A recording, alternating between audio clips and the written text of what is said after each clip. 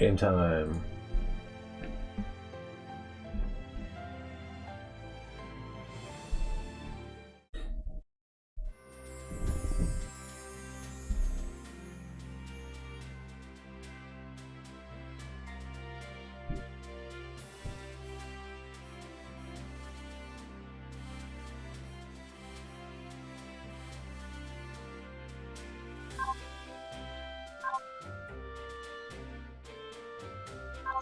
どこから清めてくれるのかしら。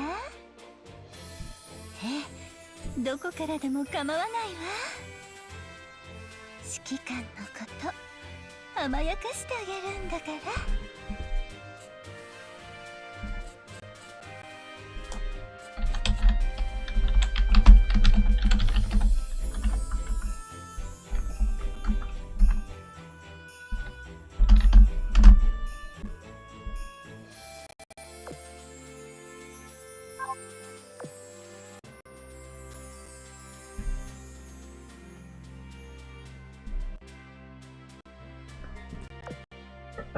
What's the best graphics card for my i7 4790K? The best GPU for a CPU that's a decade old? I got you. Quick fun fact, the first high-end PC that I ever built with real adult money featured the i7 4790K and a GTX 980 in this red and black build. But for reference, this is what my face and videos used to look like, so yeah, this is a really old CPU now. My first serious recommendation would be to not invest any more money in that old of a system. Sure, you can buy a budget GPU now, but when you want to upgrade later, you'll need a whole new PC. But if you definitely want a new graphics card for this, then my recommendation would be somewhere around the GTX 1070 level of performance. You can find them for less than 100 bucks, and that would allow you to still play most games in 1080p. Cards like the 1660 Super, RX 580, and GTX 980 Ti would be solid options as well. Any of those meta GPUs around the $100 mark would be perfectly fine. What's the best graphics card?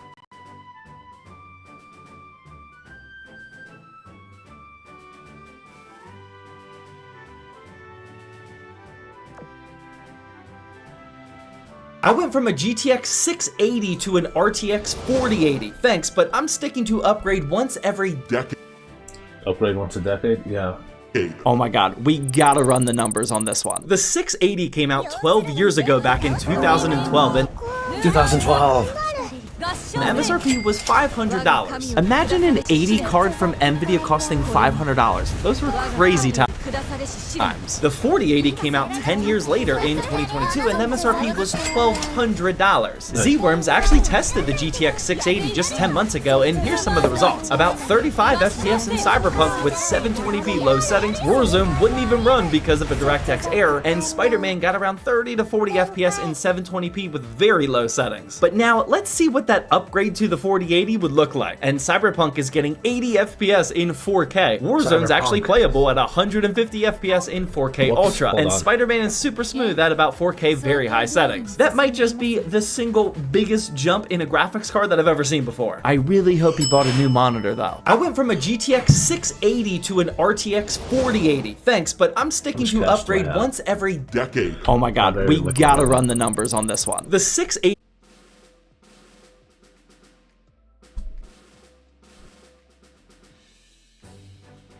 Damn it.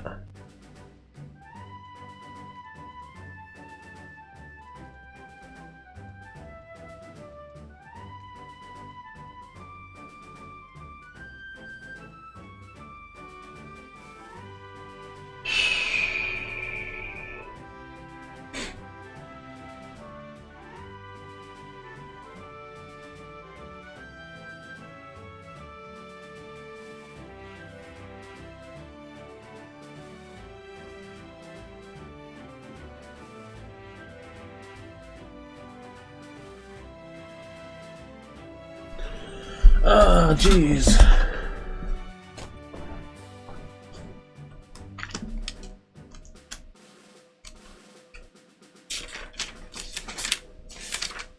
Where's my ledger? Where's my ledger? Yes, yes, yes.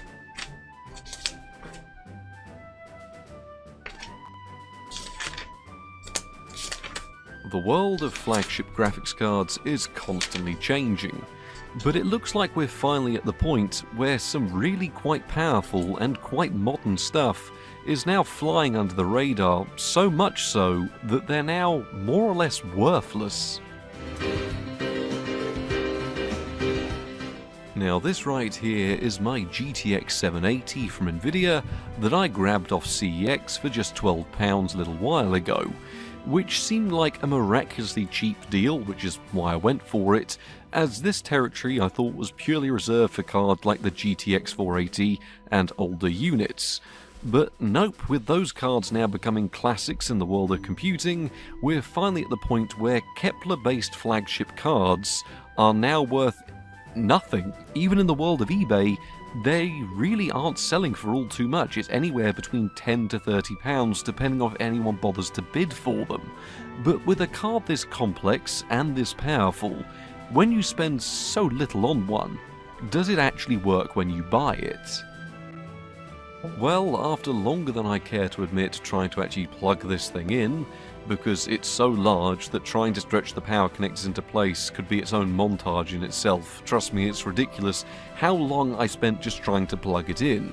The card turned on, powered up, and even displayed with some of the default Windows 10 drivers. Nothing too surprising given that this is still a relatively recent card. Well, no, turns out we're all actually getting old, and it's actually quite an old card itself, and this thing has a little bit of history going for it now. So why don't we wipe things back to a clean slate, get some drivers installed, and find out what actually was the GTX 780. Released 11 years ago now, back in May of 2013, this is an old card, but that doesn't mean it wasn't packing a punch back then. It offered a sizable uplift over the previous generation of cards, namely the GTX 680, and it was a huge leap, offering twice the performance on average of the Nvidia Fermi flagships, so GTX 480 and the 580. Thing is though, it wasn't cheap, releasing at an eye-watering £600 here in the UK, which somehow has become mid-range territory because I remember the price on this thing being almost an outrage when it released, but still here we are today. The only way this seemed reasonable at the time, keep in mind, was that this was not the cheapest card Nvidia offered. They did offer one higher up, which is the one that you'll all remember as the release of Nvidia's Titan card, which almost made this card seem reasonable in comparison, as at the end of the day, this is very much what this card was. It was the Nvidia Titan cut down. Think of it as a bit of a baby Titan card from Nvidia. So it had the same architecture, same basis, you more or less got 75% of a Titan for about half the price, sometimes even more. Do you really need anything better yet? Well, there's only one. Oh hey, it's me. Whatever, I just need to do 5 of these.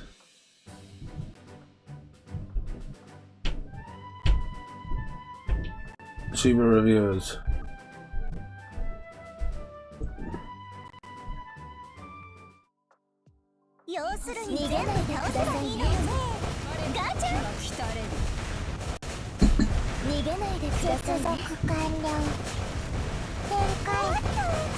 Oh yeah, I have to pull for... I forgot her name already. The V girl.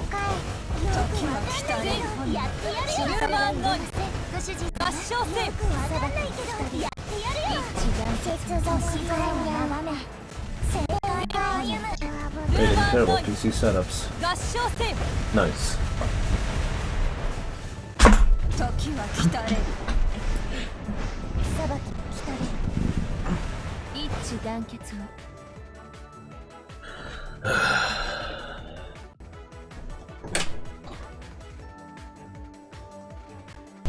Everything's gotten so expensive. I wouldn't blame you for just crawling into bed and trying to forget about inflation for a day. But rip those sheets off! Because what if I told you you can build an entire gaming PC? You can build an entire gaming PC for the price of a single AAA game. And I can hear you saying, oh, Linus, a PC that cheap has to come with some serious compromises, right? Well, aesthetically, yes. But other than that, maybe not. We have built some pretty impressive $69 gaming PCs before, and this one blows its predecessors out of the water. It can play Cyberpunk, Baldur's Gate 3, and all manner of indie games at very playable frame rates.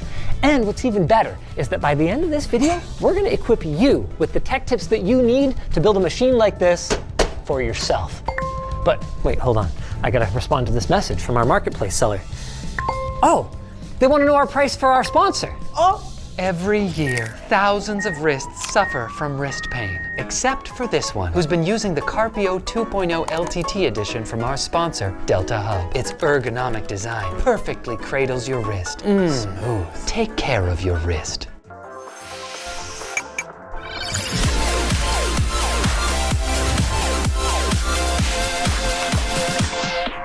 If you haven't figured it out yet, this is going to be an all second-hand PC because barring some kind of catastrophic pricing error, it's just not possible to build a brand new gaming PC for anywhere close to this price.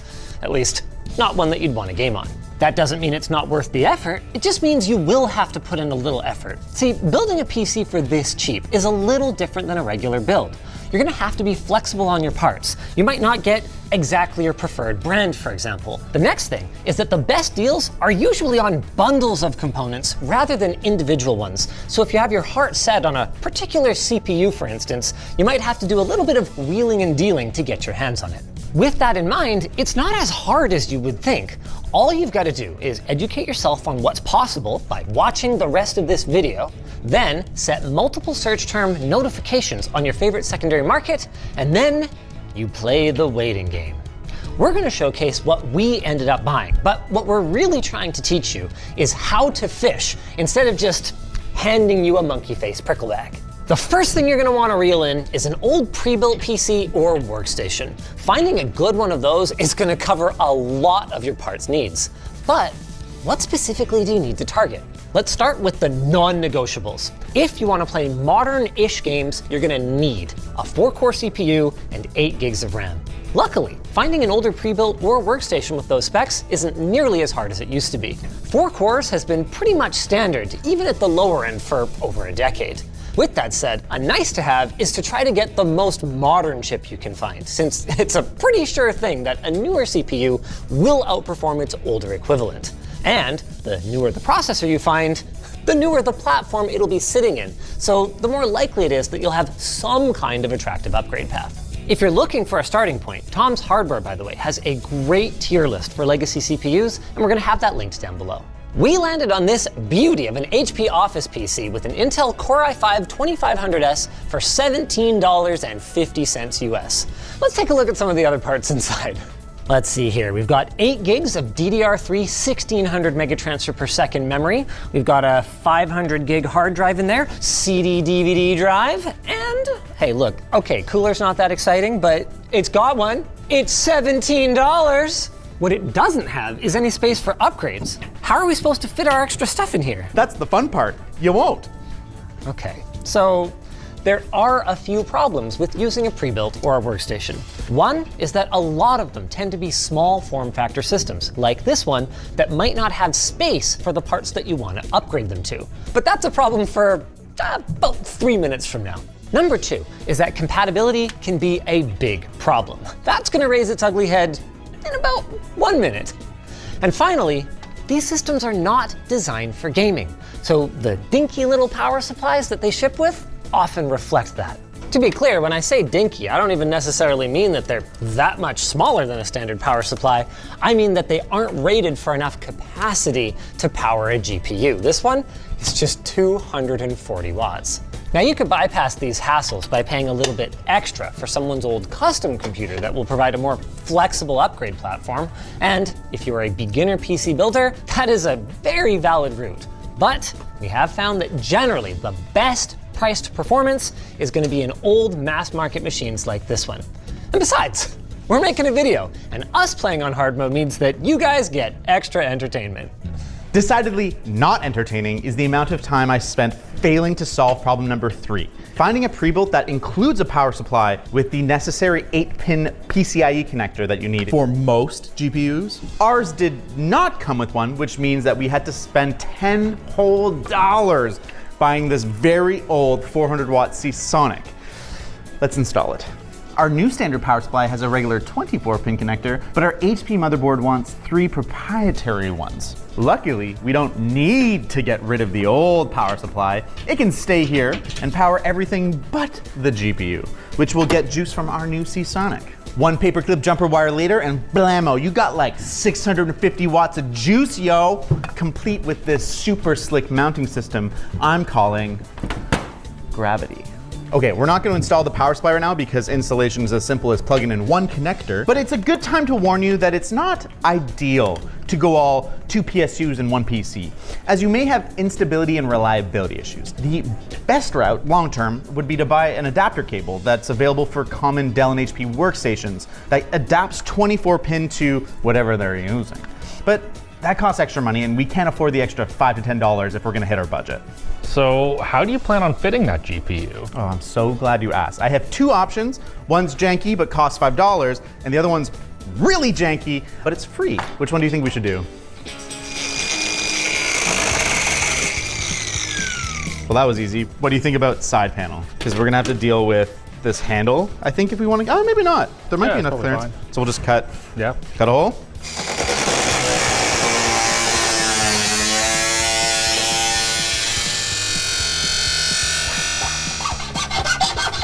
All right, moment of truth. It's fine, it fits. Yeah, it loves it. That's so good. Oh my God. Hell yeah. Oh, the nice thing too is if we ever need to have a sag bracket, we can just put something here. Yeah. Oh, this is the best. Amazing work, Alex. Now we need to solve the next problem, which is fitting this GPU around this CPU cooler. Supposed to be like that. But that heat pipe is gonna get in our way. Turn it like that. Oh yeah. And then maybe it fits. I think that's gonna fit. Oh yeah, no problem. Easy fit. Sweet. We might need to cut one more thing. This might get in the way. In a perfect world, we would have taken the computer parts out of the PC when we did this, but it's fine. We might need one more hole in our key. I didn't even think about RAM clearance. I think more cutting is the solution. There we go. Nice. If you have room in your budget, I recommend scraping off the old thermal crust and replacing it with PTM 7950 to get better thermal performance. And for taking apart a computer, LTT Precision Driver Kit. This thing fucking rocks. Now we can pretty easily fit a dual slot graphics card in here. Quite nice. But now that we've got the space, which graphics card should we go with? Well, once again, it's not as simple as us just naming the one perfect GPU and you buying it. You'll need to be flexible and patient to see what's actually available in your area. To help you on your way, we found this tier list of older GPUs over on the LTT forum from user 191x7. Your goal should be to spend somewhere between $30 to $50 on a card that is below the 980 Ti, but above the GTX 1060. Now, you might not find that price advertised, but, and this is a great tech tip, be courteous. Politely asking for someone's best price can help save you money. We ended up saving about $25 total on our build today. Perfectly illustrating our point about needing to be flexible, we ended up with 2 non-ideal options for our GPU. We got this RX 570 with 4 gigs of VRAM for $28, which is really not enough today. Or for about $6.90 more, we got this RX 580, which has 8 gigs of VRAM and is a little faster, but technically broke our budget. The funny thing is, we didn't think we were going to have to compromise quite this much. 578 gigs were used extensively for crypto mining and can be had for very cheap. The issue is that we got bamboozled and this just isn't one of them, which, hey, look, if we're being realistic and we're talking about exactly what the experience is like building a PC like this, we've got to meet head on. So we got scammed on our GPU and you might too. It is worth noting this is not a perfect situation, even aside from the parts you can see. This handy PCIe cover, we're gonna put right here to make sure that the fan on the GPU doesn't rub against our heatsink.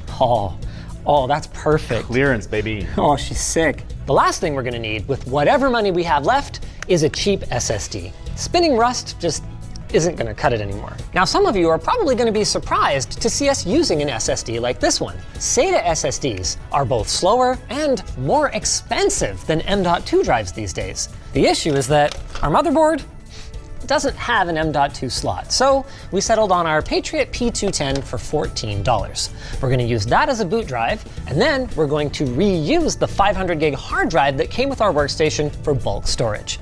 Now we just need this power supply, maybe a little jumper so they both go on at the same time. Nice. Although it should be noted that you can do this with just a little piece of wire if you want to get adventurous. And that's it! It's alive! Did we build an entire gaming PC for the price of a single AAA game? Yes, we did. $69.50. Let's see if it's any good. Why don't we kick things off at the bottom of the challenge poll with a competitive gaming title that we've seen run on a literal potato, Counter-Strike 2. It's not bad. It's working. It's not bad. It's a little bit lower than when I was testing. And the 1% lows are kind of nasty. When she dips, she dips. I do wonder how much of that is the fact that we're stuck with a 4 gig rather than an 8 gig card though. Yeah, when I was testing with an 8 gig card, and this was not an issue. It's still playable, but you're definitely not getting an edge from this computer. And the other 4 gigs of VRAM is going to be the best $6 you ever spent. Do we have a? We could tinker with the settings. Right now, there's no FSR on, so we could probably get a little bit back. Sure. Yeah. Let's try and mess with the settings a little bit. I have it all low, but I turned FSR off. There's no question you're going to want to spend another $10 on a GPU with more VRAM, and maybe even another $10 on a better CPU. But there's also no question that this is a modern title that is absolutely running and absolutely playable. I actually got this 3570 for $5 Canadian. Oh, really? Yeah, and it would be a substantial upgrade, mostly because this is a lower wattage chip. Here's a controller that costs more than twice the computer. Yeah, the Wolverine Pro did not make it far into our recent controller showdown. I mean, can't be upset with 150 frames a second. No, you really can't, can you? I think that's one of the strongest cases for a computer like this is playing indie games. Yeah, this is a perfectly cromulent gaming experience. Yeah, the struggle is in loading areas. I think either CPU lets us down or storage, but even that's not that big of a deal. You just load into an area and then it's done. And dude, that's the kind of thing that we can always upgrade later. Yeah, this is awesome. Yeah. It's not the prettiest thing ever, but it's $70. So Dragon Dogma 2 is a good one to play because that is a $70 game. Sure. 50 FPS on a two-dimensional loading screen is not a great indicator. I think it's doing stuff in the background. Oh, okay. This looks like it's got to be all low. Yeah, and FSR. This doesn't look like it's performance FSR. Oh, yeah, that's a lot of FSR. Yeah. I can really see it when we're moving around. Stitch. Okay. This one's on the hard drive too, so I'm wondering if that's going to have an impact on when we're moving between areas, but that doesn't feel like the kind of area that's loading assets. No, it really doesn't. I'm trying to check if I get another really bad stutter when I'm not moving at all. Yeah, we're not even.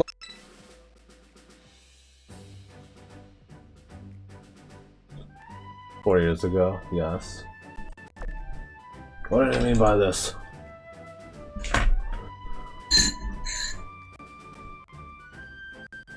This was once a $700 GPU, but NVIDIA now says, you know what? It's worthless. It's garbage. But as they say, one man's trash is another man's treasure. And with NVIDIA dropping support for the 700 series and older GPUs, are they now effectively e-waste? Or could this be an opportunity to score a deal as people rush to dump their old graphics cards? I mean, surely this thing can still game, right?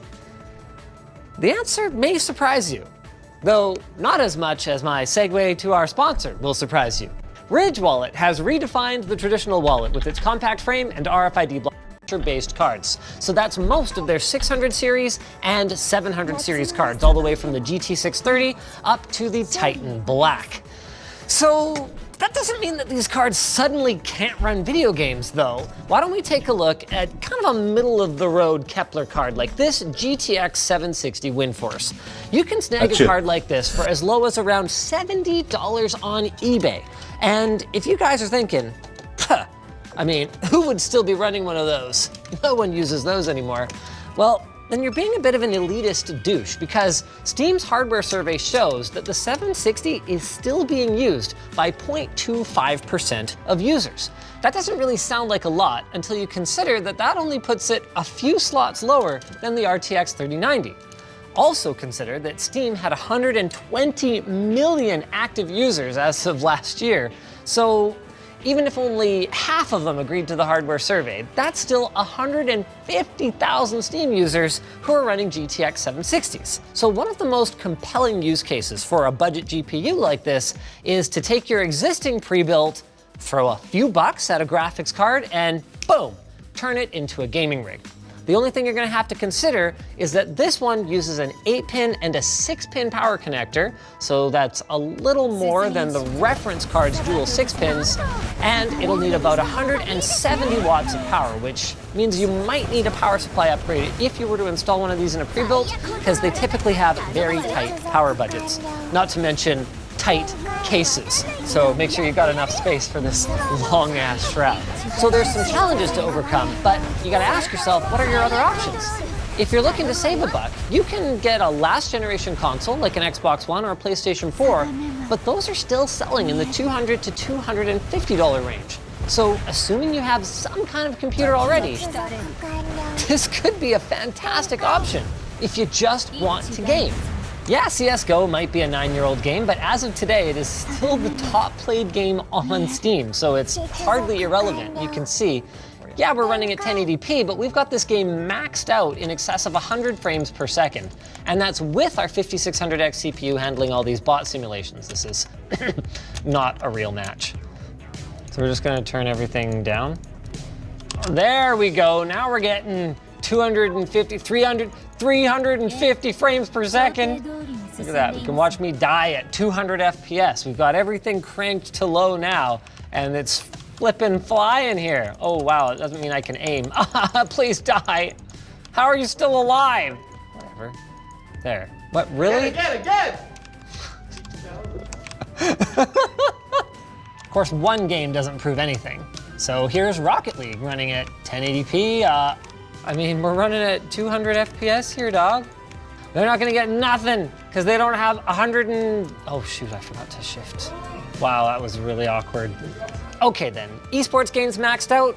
Absolutely no problem. But that's not exactly a surprise. Both of these games are from around the same era as the 700 series graphics cards, not to mention that esports titles are generally tuned to run on the widest range of computers pre-game. Turning Apex Legends up to high with anti-aliasing enabled at 1080p, we are looking at about 35 FPS. And this is on the training map, not an actual larger map.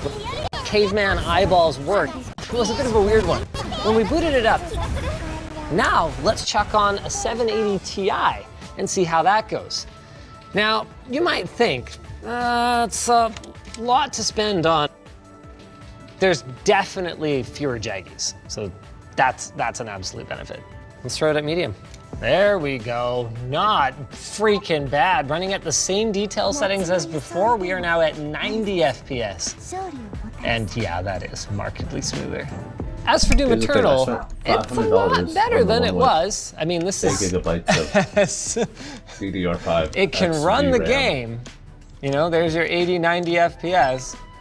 But as soon as, even though technically we've squeezed a compatible graphics card, the reason for this is that the 700 series, while they have support for DirectX 12, they do not fully support the entire DirectX 12 feature set, which unfortunately is the minimum graphics API available in Dirt 5. So if you look at the Dirt 5 minimum specs, they actually call for a GTX 970 or better. And that's a real consideration for something like this, because as DirectX 12 becomes more ubiquitous, certain games, like Dirt 5, may simply stop supporting lower versions. Now, esports games, as I mentioned before, are designed to run on the widest variety of hardware possible, from 100 to like 60, 70 FPS. Graphics card. Outrage,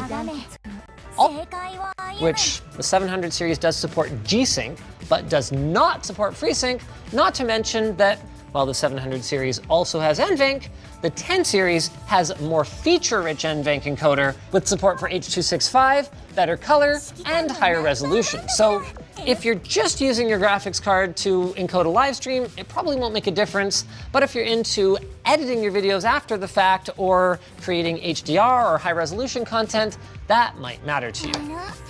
With all of that in mind though, the actual driver cutoff hasn't happened yet. So if you're looking for a deal on a GPU today, these Kepler cards aren't a terrible idea if that price premium for a used 10 series just isn't in your budget. But keep in mind that the prices will likely continue to drop once NVIDIA actually cuts off support in August of this year. Yeah, that's gonna happen.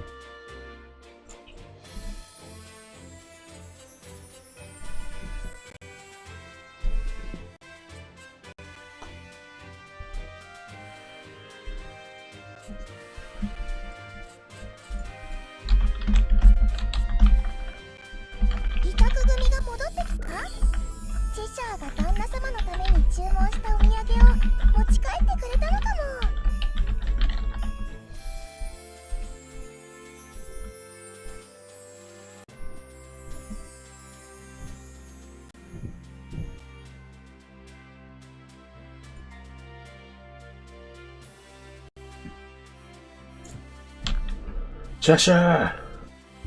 Did I buy everything in the shop already? いらっしゃいませ。 No.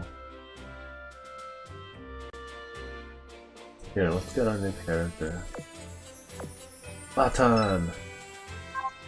ユニオン所属インディペンデンス級のパターン着任しました。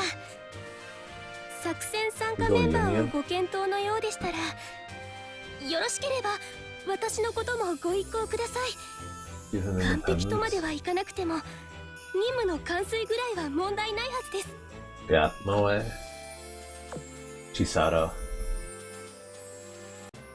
Me who lives in the retrofit. Nice. New ship.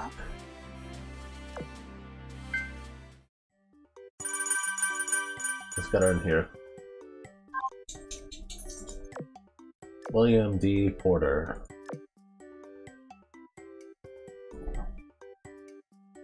I need to upgrade Yorktown. I'll do that next time.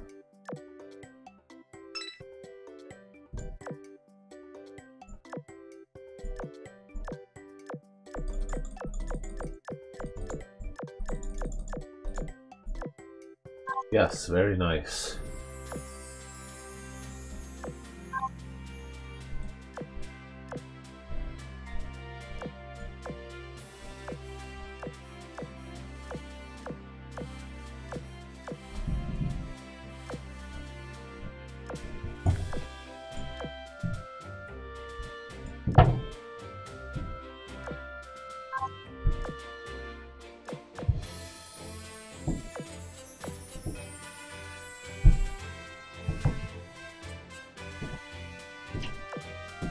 I never played that one.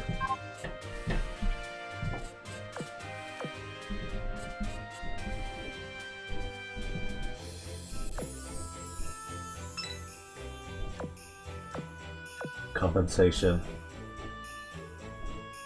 Okay, interesting.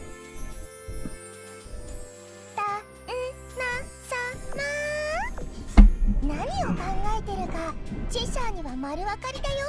もちろん平気だもん。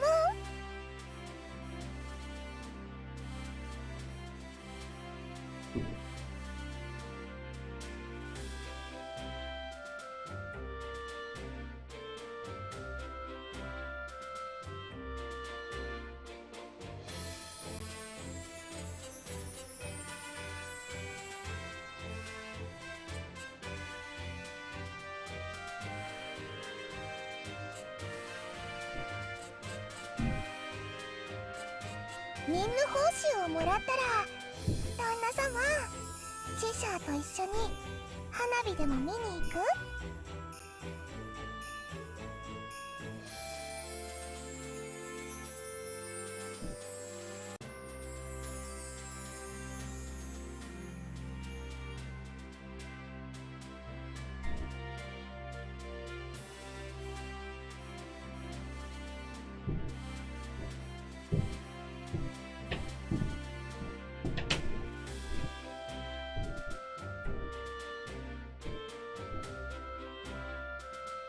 委託組が戻ってきた？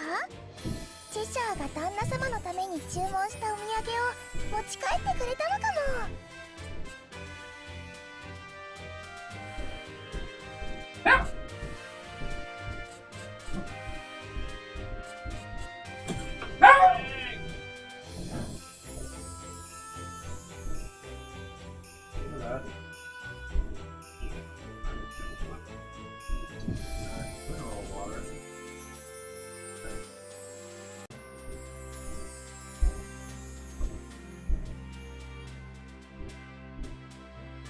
任務報酬をもらったら、旦那様、チェシャーと一緒に花火でも見に行く？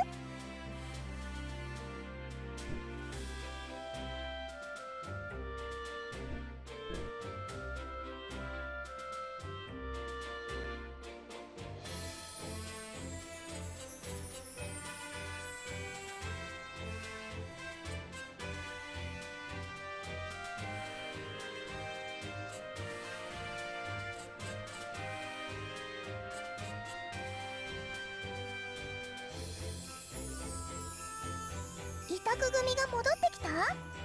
チェシャーが旦那様のために注文したお土産を持ち帰ってくれたのかも。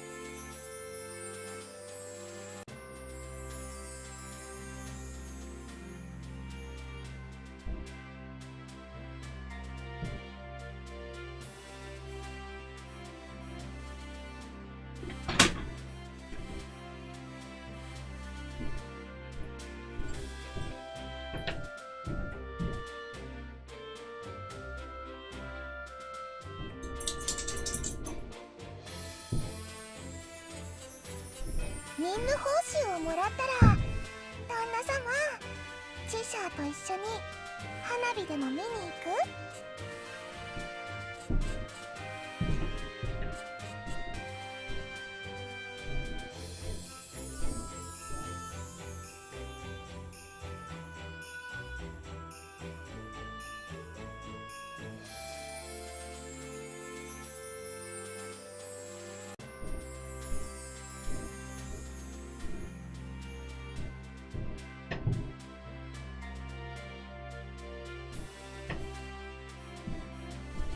委託組が戻ってきた？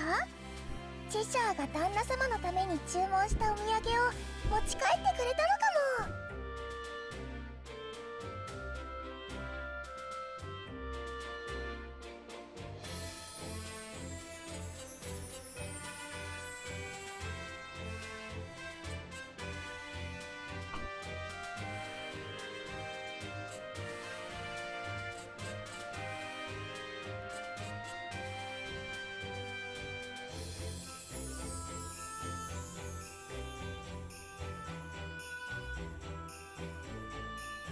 任務報酬をもらったら、旦那様、チェシャーと一緒に花火でも見に行く？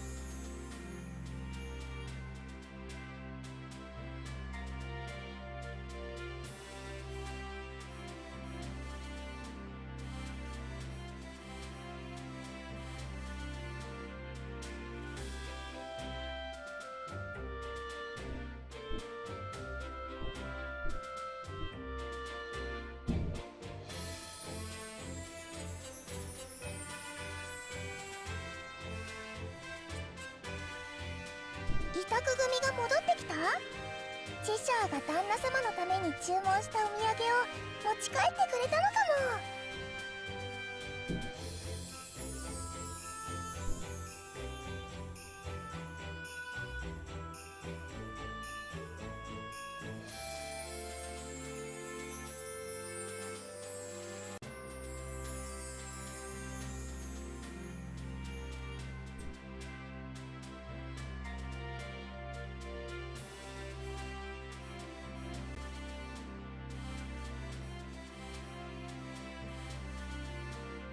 任務報酬をもらったら、旦那様、チェシャーと一緒に花火でも見に行く？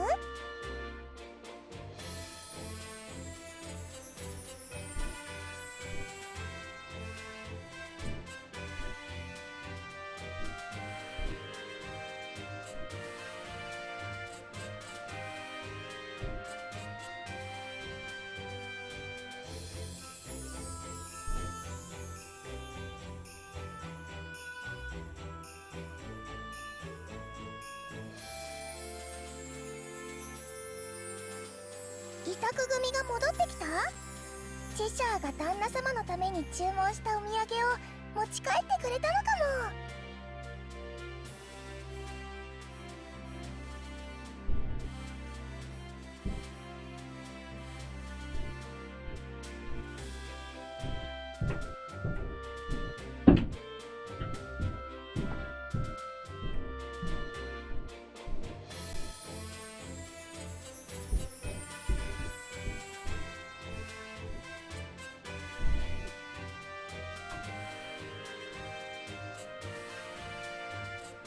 任務報酬をもらったら、旦那様、チェシャーと一緒に花火でも見に行く？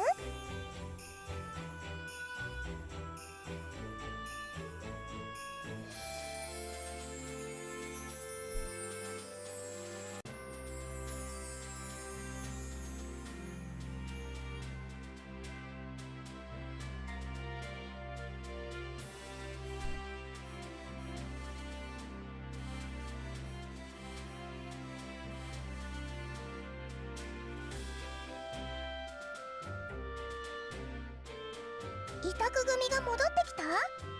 チェシャーが旦那様のために注文したお土産を持ち帰ってくれたのかも。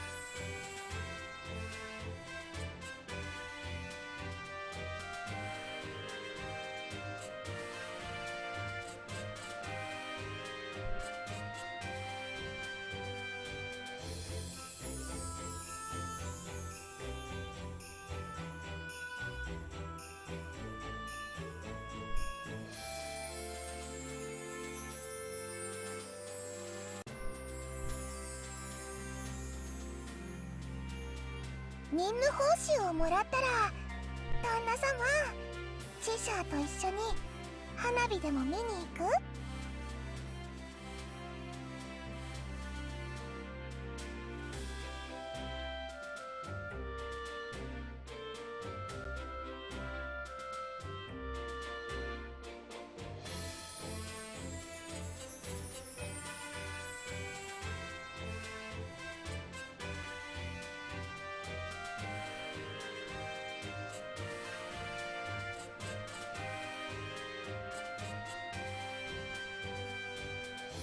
委託組が戻ってきた？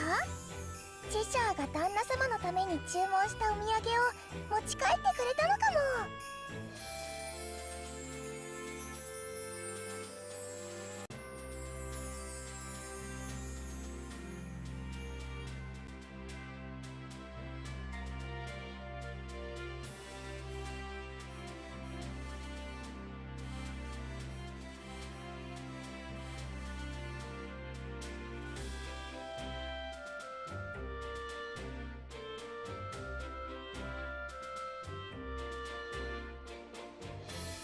任務報酬をもらったら、旦那様、チェシャーと一緒に花火でも見に行く？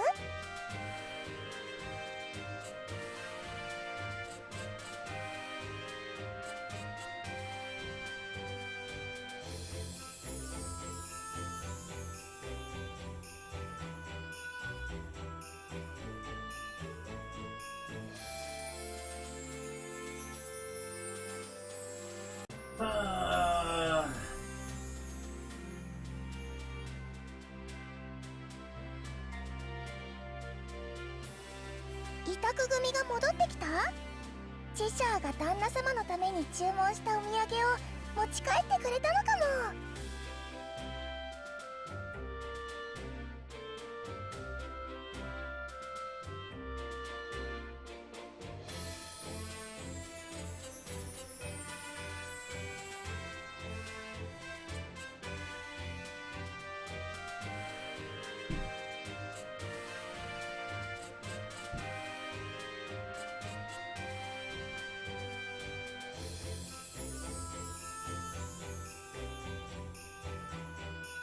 任務報酬をもらったら、旦那様、チェシャーと一緒に花火でも見に行く？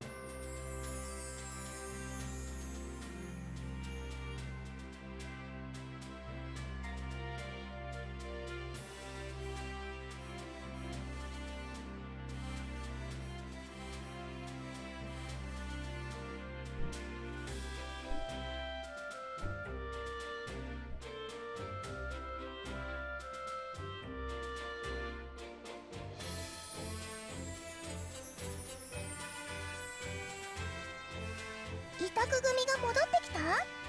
チェシャーが旦那様のために注文したお土産を持ち帰ってくれたのかも。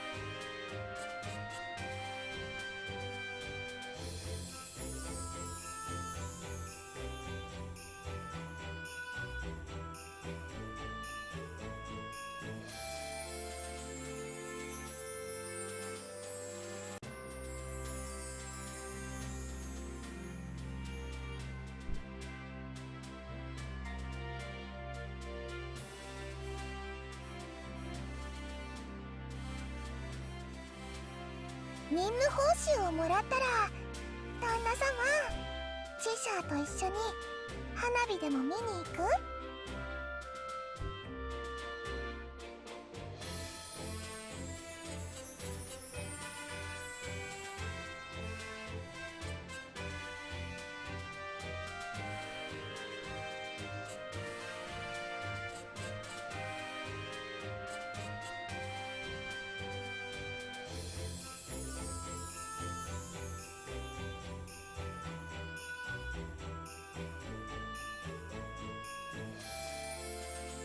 委託組が戻ってきた？チェシャーが旦那様のために注文したお土産を持ち帰ってくれたのかも。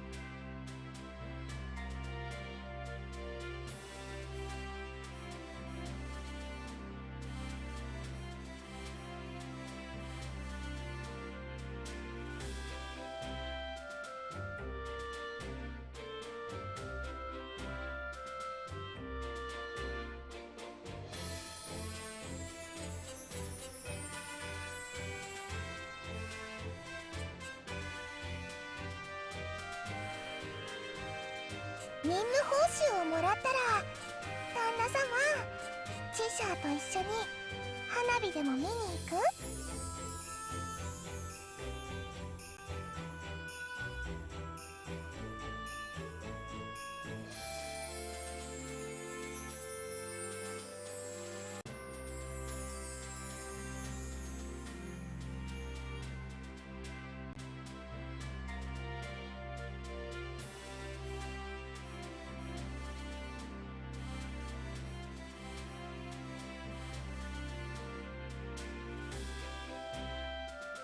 委託組が戻ってきた？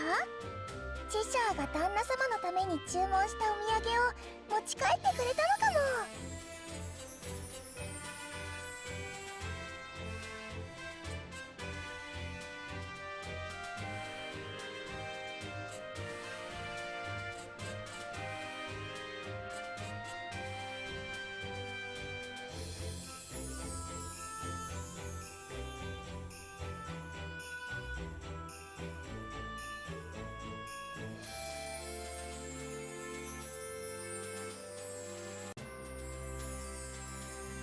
任務報酬をもらったら、旦那様、チェシャーと一緒に花火でも見に行く？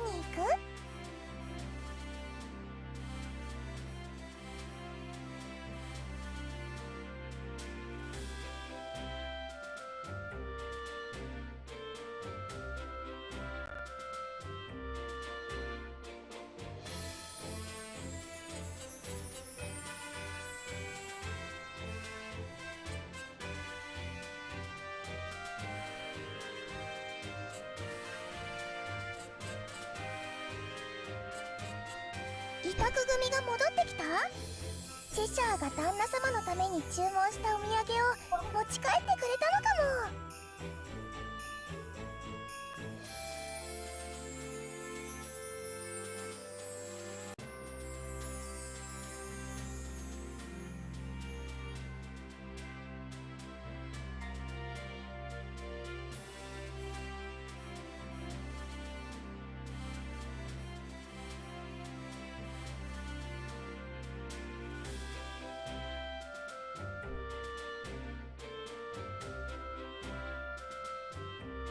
任務報酬をもらったら、旦那様、チェシャーと一緒に花火でも見に行く？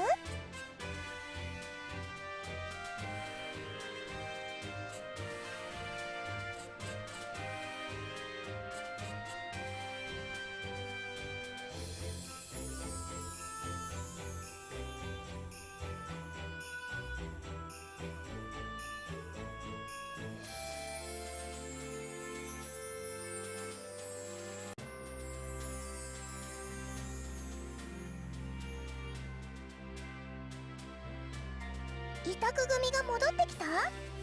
チェシャーが旦那様のために注文したお土産を持ち帰ってくれたのかも。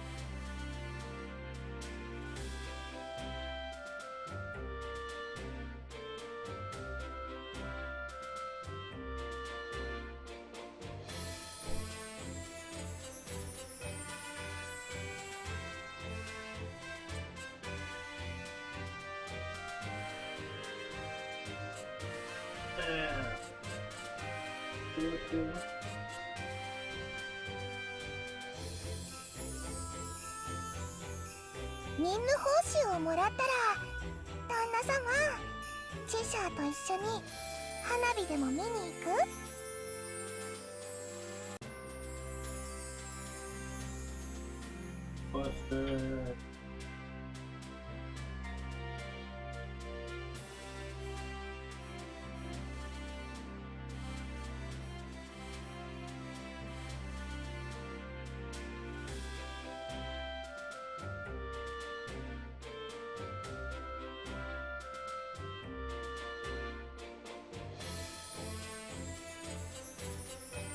委託組が戻ってきた？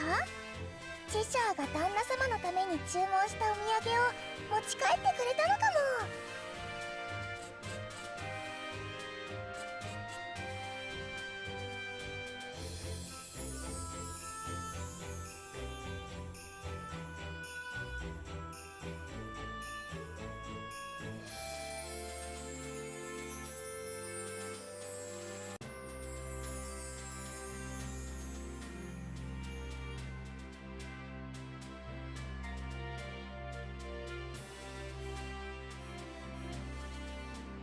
任務報酬をもらったら、旦那様、チェシャーと一緒に花火でも見に行く？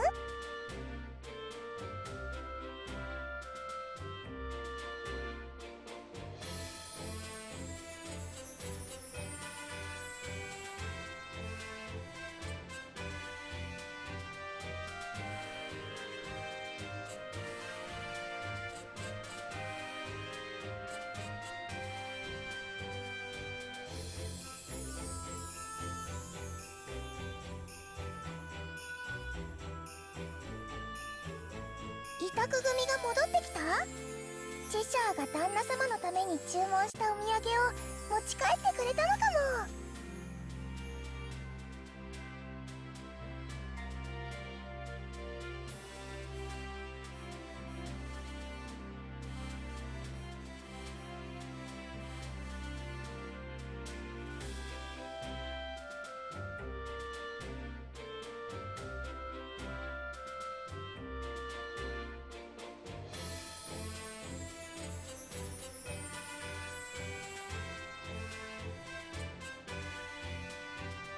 任務報酬をもらったら、旦那様、チェシャーと一緒に花火でも見に行く？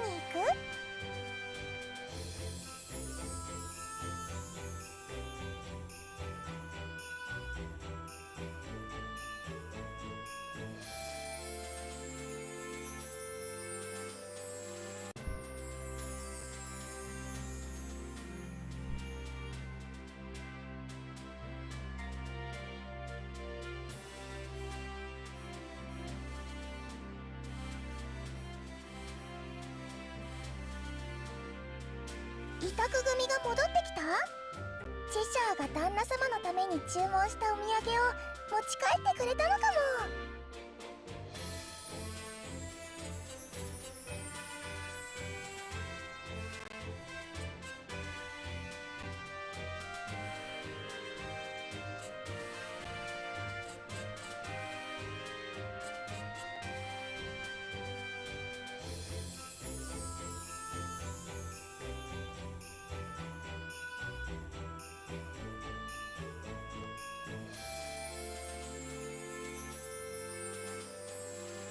任務報酬をもらったら、旦那様、チェシャーと一緒に花火でも見に行く？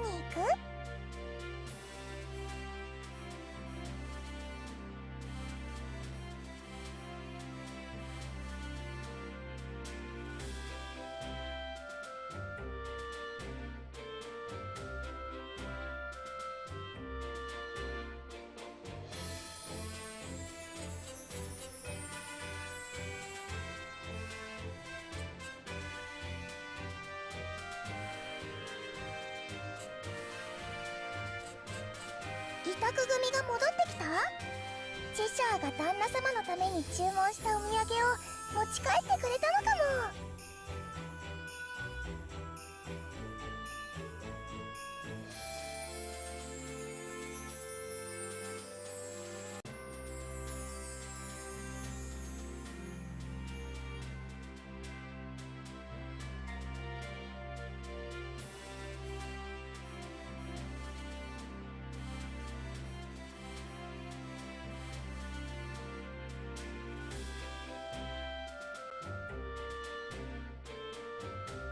任務報酬をもらったら、旦那様、チェシャーと一緒に花火でも見に行く？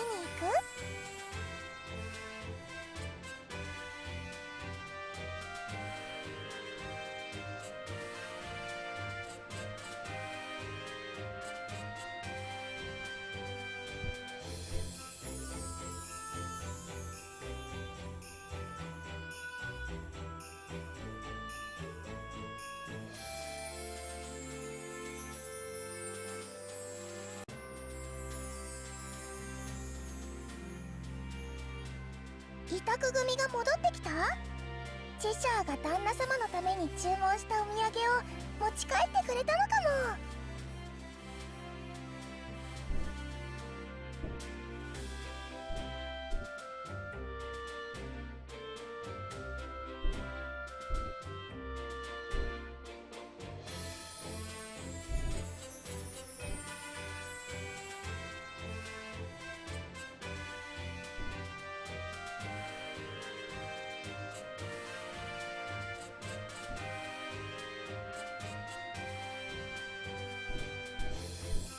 任務報酬をもらったら、旦那様、チェシャーと一緒に花火でも見に行く？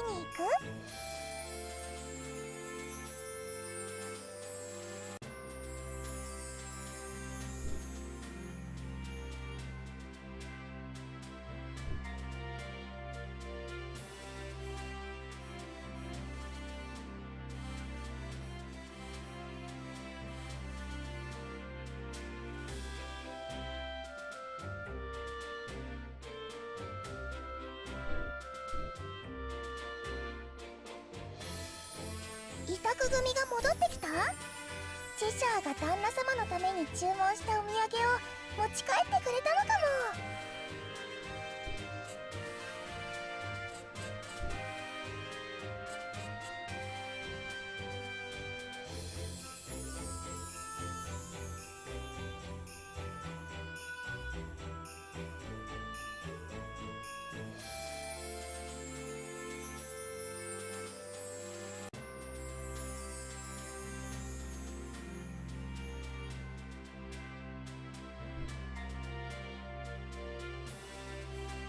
任務報酬をもらったら、旦那様、チェシャーと一緒に花火でも見に行く？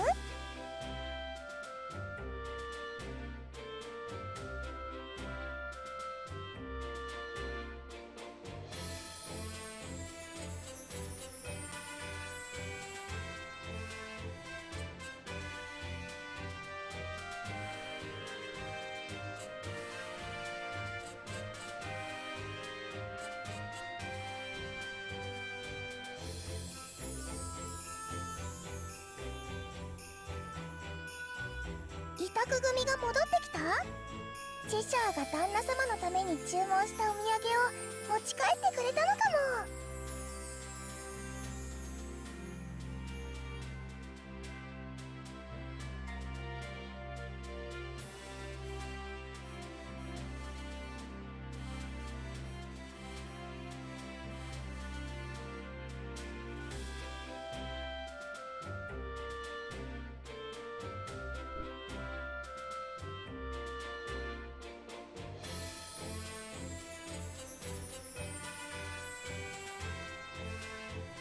任務報酬をもらったら、旦那様、チェシャーと一緒に花火でも見に行く？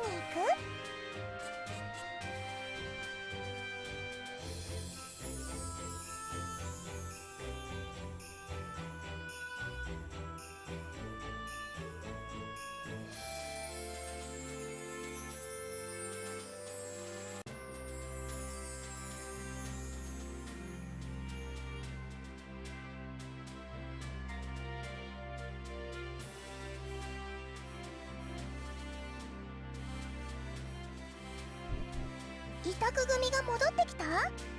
チェシャーが旦那様のために注文したお土産を持ち帰ってくれたのかも。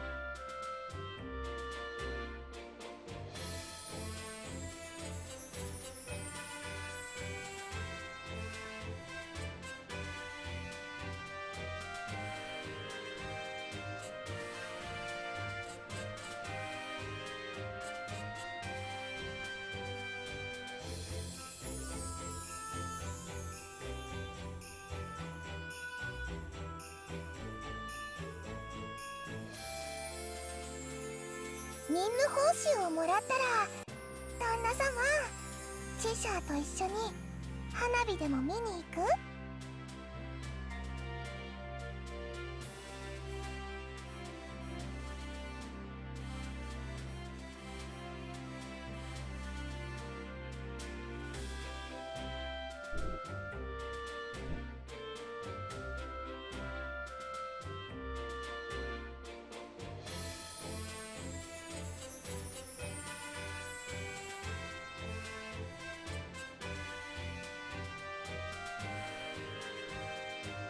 委託組が戻ってきた？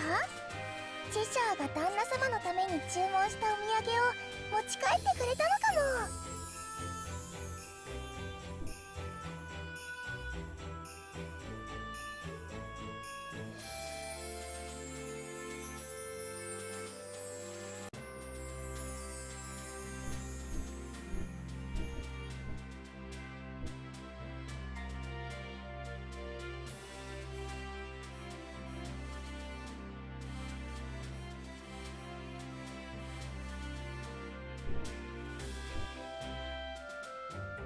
任務報酬をもらったら、旦那様、チェシャーと一緒に花火でも見に行く？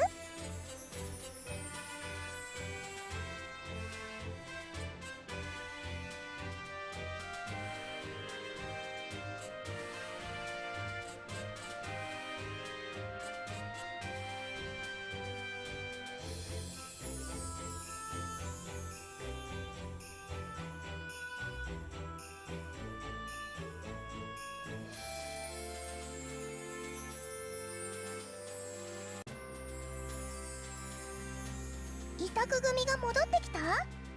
チェシャーが旦那様のために注文したお土産を持ち帰ってくれたのかも。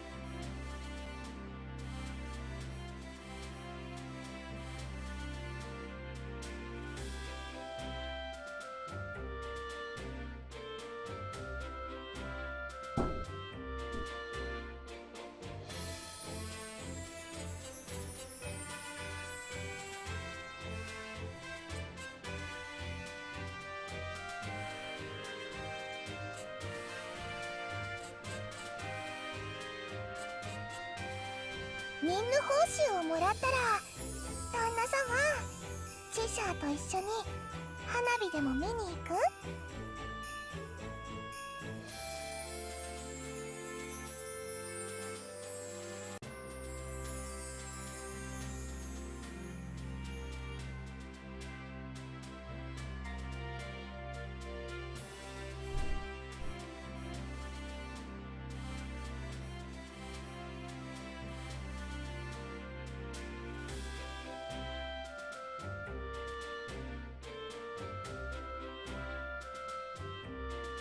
委託組が戻ってきた？チェシャーが旦那様のために注文したお土産を持ち帰ってくれたのかも。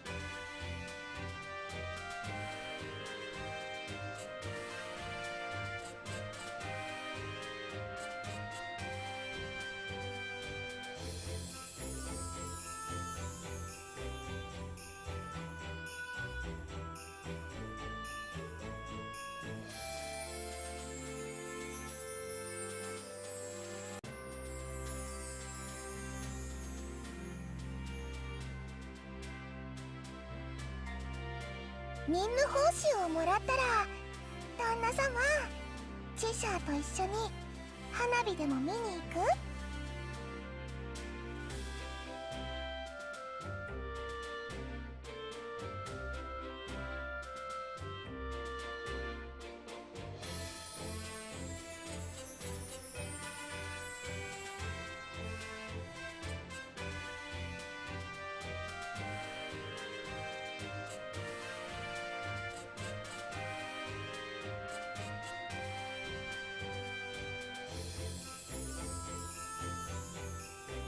委託組が戻ってきた？チェシャーが旦那様のために注文したお土産を持ち帰ってくれたのかも。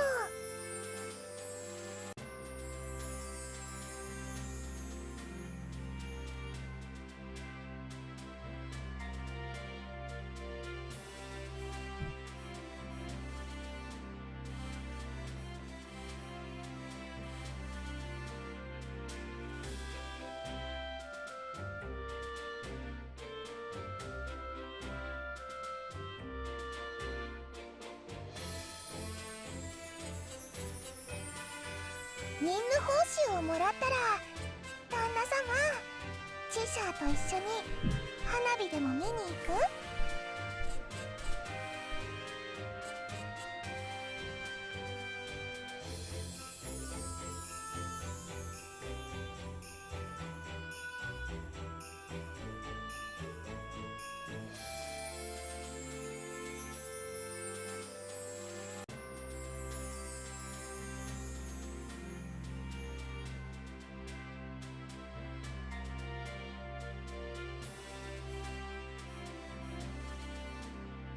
委託組が戻ってきた？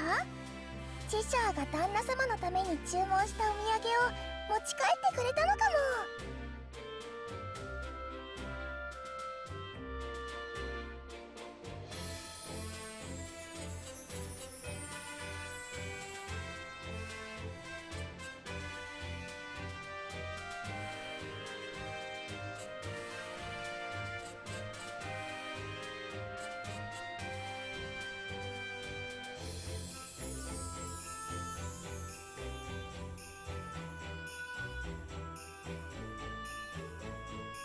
任務報酬をもらったら、旦那様、チェシャーと一緒に花火でも見に行く？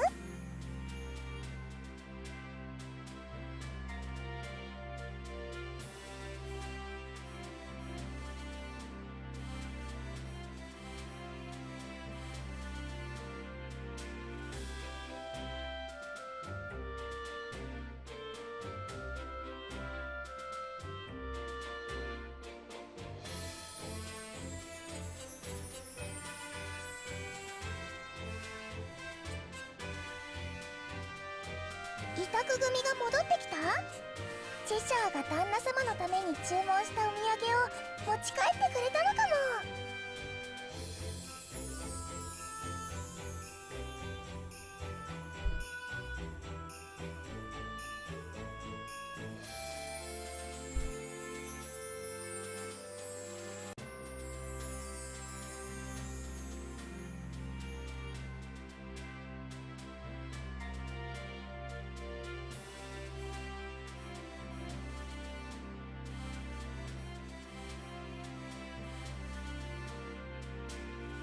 任務報酬をもらったら、旦那様、チェシャーと一緒に花火でも見に行く？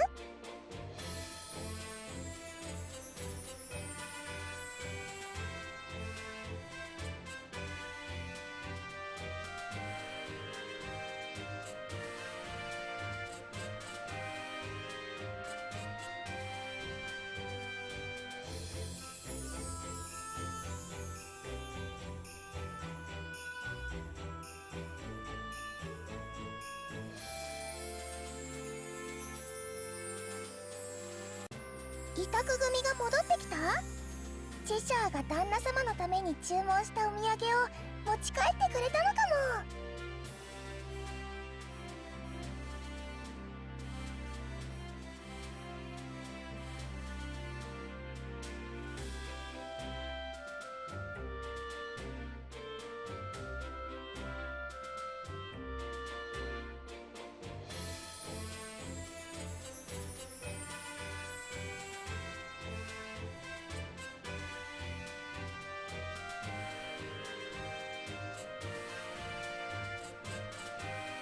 任務報酬をもらったら、旦那様、チェシャーと一緒に花火でも見に行く？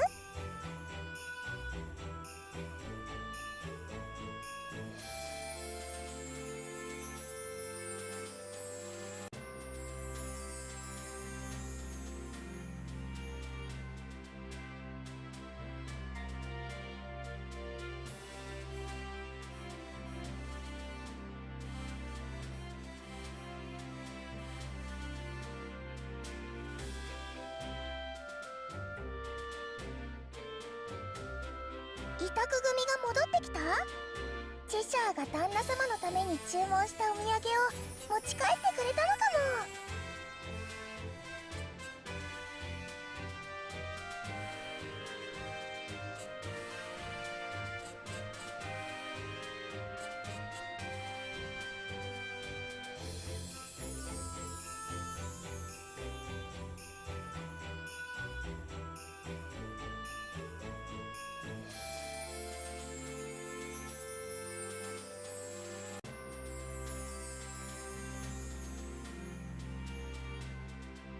任務報酬をもらったら、旦那様、チェシャーと一緒に花火でも見に行く？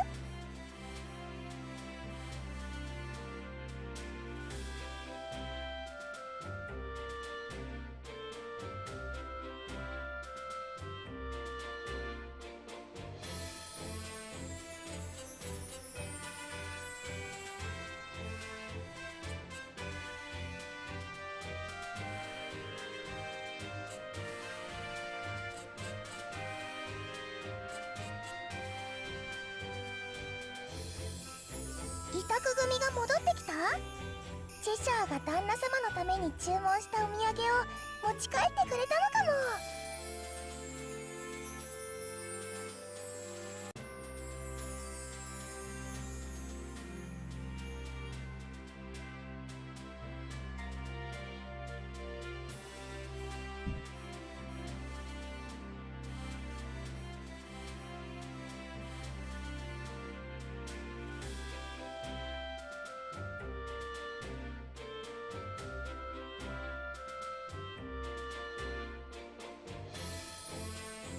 任務報酬をもらったら、旦那様、チェシャーと一緒に花火でも見に行く？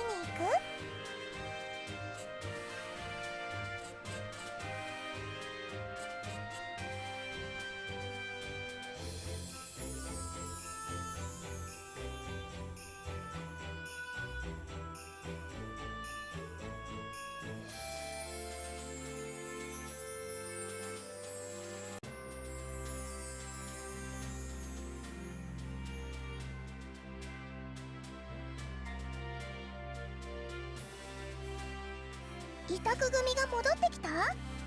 チェシャーが旦那様のために注文したお土産を持ち帰ってくれたのかも。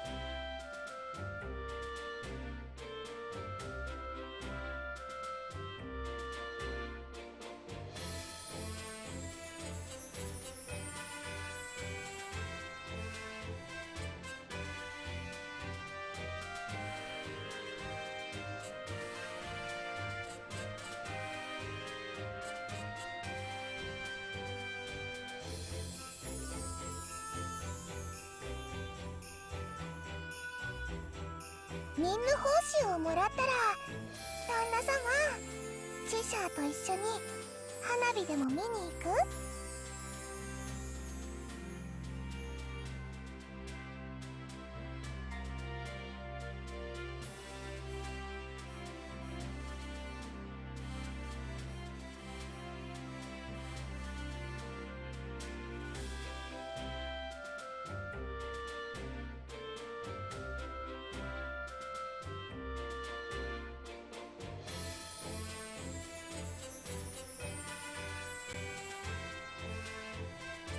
委託組が戻ってきた？チェシャーが旦那様のために注文したお土産を持ち帰ってくれたのかも。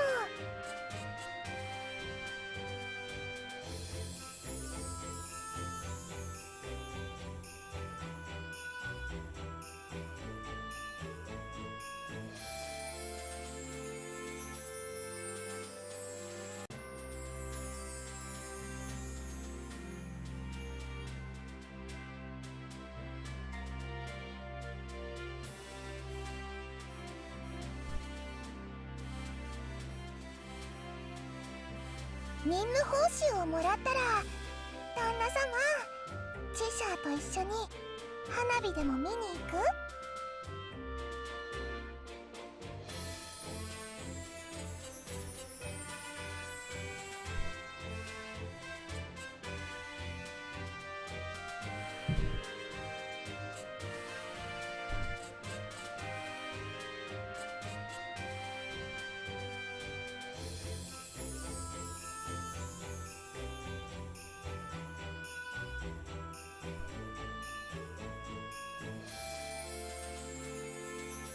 宅組が戻ってきた？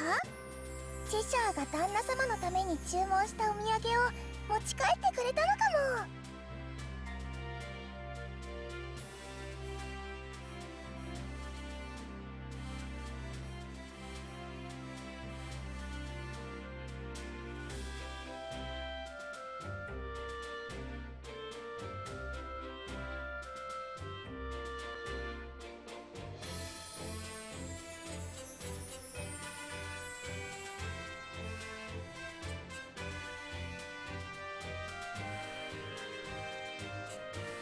任務報酬をもらったら、旦那様、チェシャーと一緒に花火でも見に行く？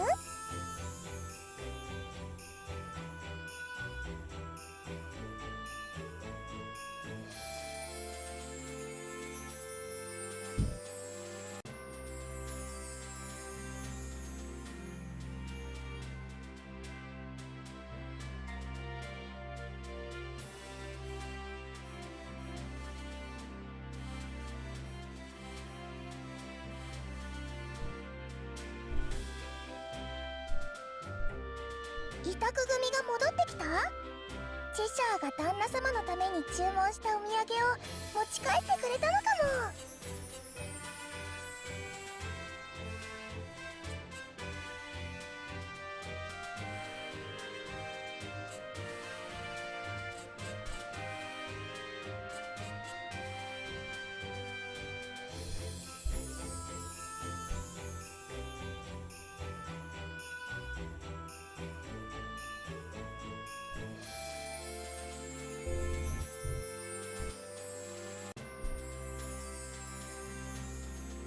任務報酬をもらったら、旦那様、チェシャーと一緒に花火でも見に行く？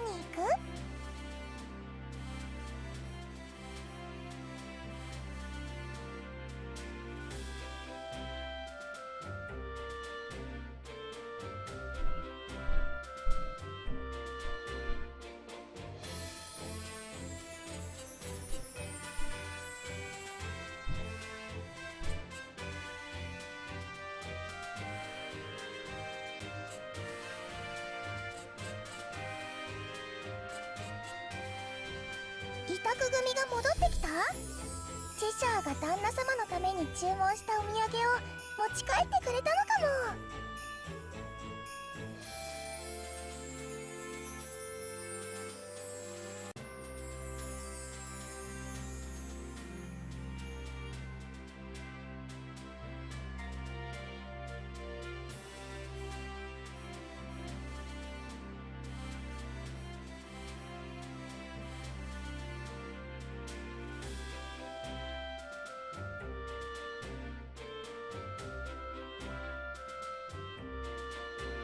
任務報酬をもらったら、旦那様、チェシャーと一緒に花火でも見に行く？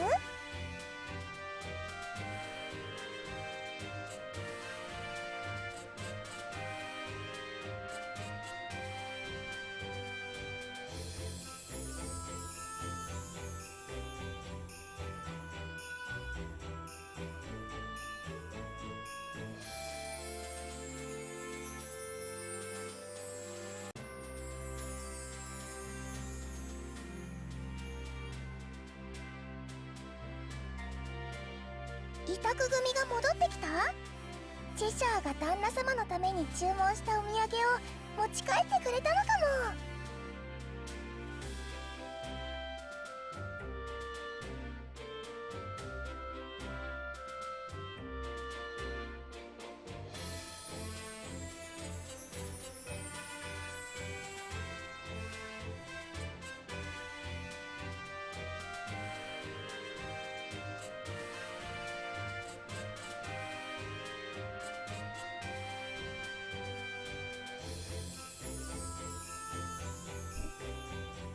任務報酬をもらったら、旦那様、チェシャーと一緒に花火でも見に行く？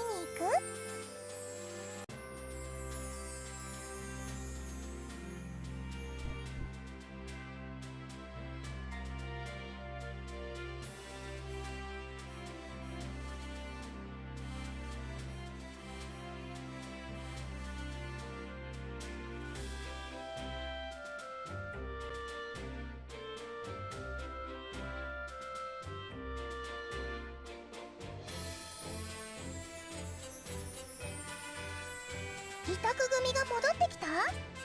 チェシャーが旦那様のために注文したお土産を持ち帰ってくれたのかも。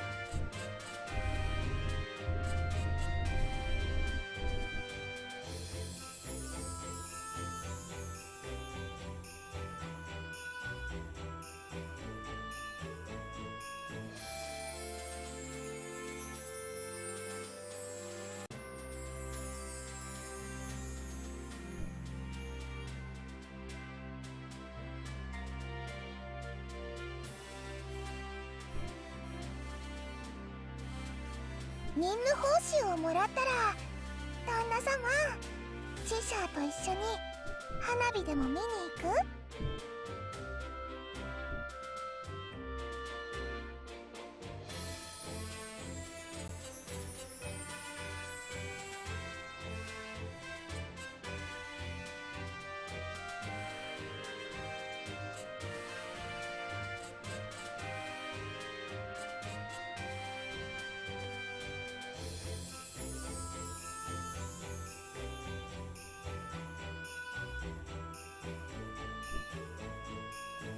委託組が戻ってきた？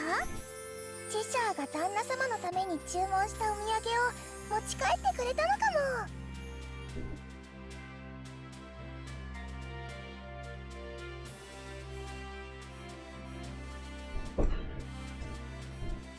も。Fucking Minecraft won't run on my computer.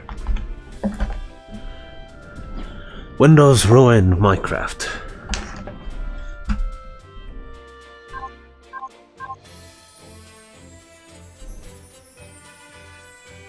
Wait, am I? I'm not. Okay, whatever. 任務報酬をもらったら旦那様、チェシャー。 Kid try to eat his food. Don't eat his food. One of you only speak American. Okay, sorry, Okay. excuse me. I'm kind of lost. Do you speak English? Unlucky. Oh, okay, my bad. I'm sorry. American? Oh, American. Alright, dude. Really Burger language. Ball League, brother. Barbecue sauce. Okay. Pardon? Knee howdy. Knee howdy. Stop it. That is not how we speak. I can't sing the national anthem. Like you mean? I can't whistle it though. Amen. Yeah, man, brother. What? Okay. When someone's being so violently racist towards us Americans, it's not racist if it's true, though, right? I think knee howdy has to be one of my Americans have no right. for a Chinese American to say. That one is so good.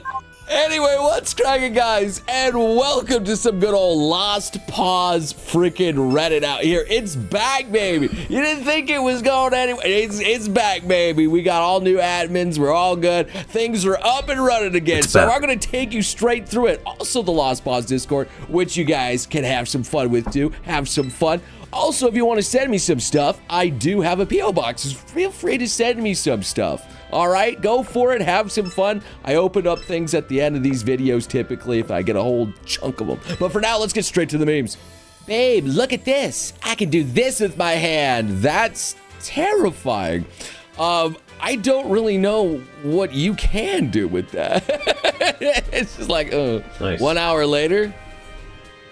Wait a minute. Oh, okay. I am not. Oh, no. Something grabbed me. That's definitely something, but I don't know if I would want such a skill performed on me.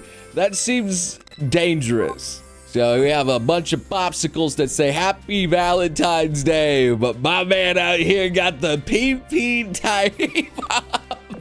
I'd be having that one probably. I'd be like, yo, check it out, man.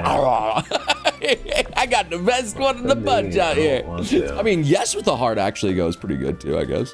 Holy Earth-Chan Moon, show me your other side. No running away. You can start showing me. As I suspected, you're full of injuries.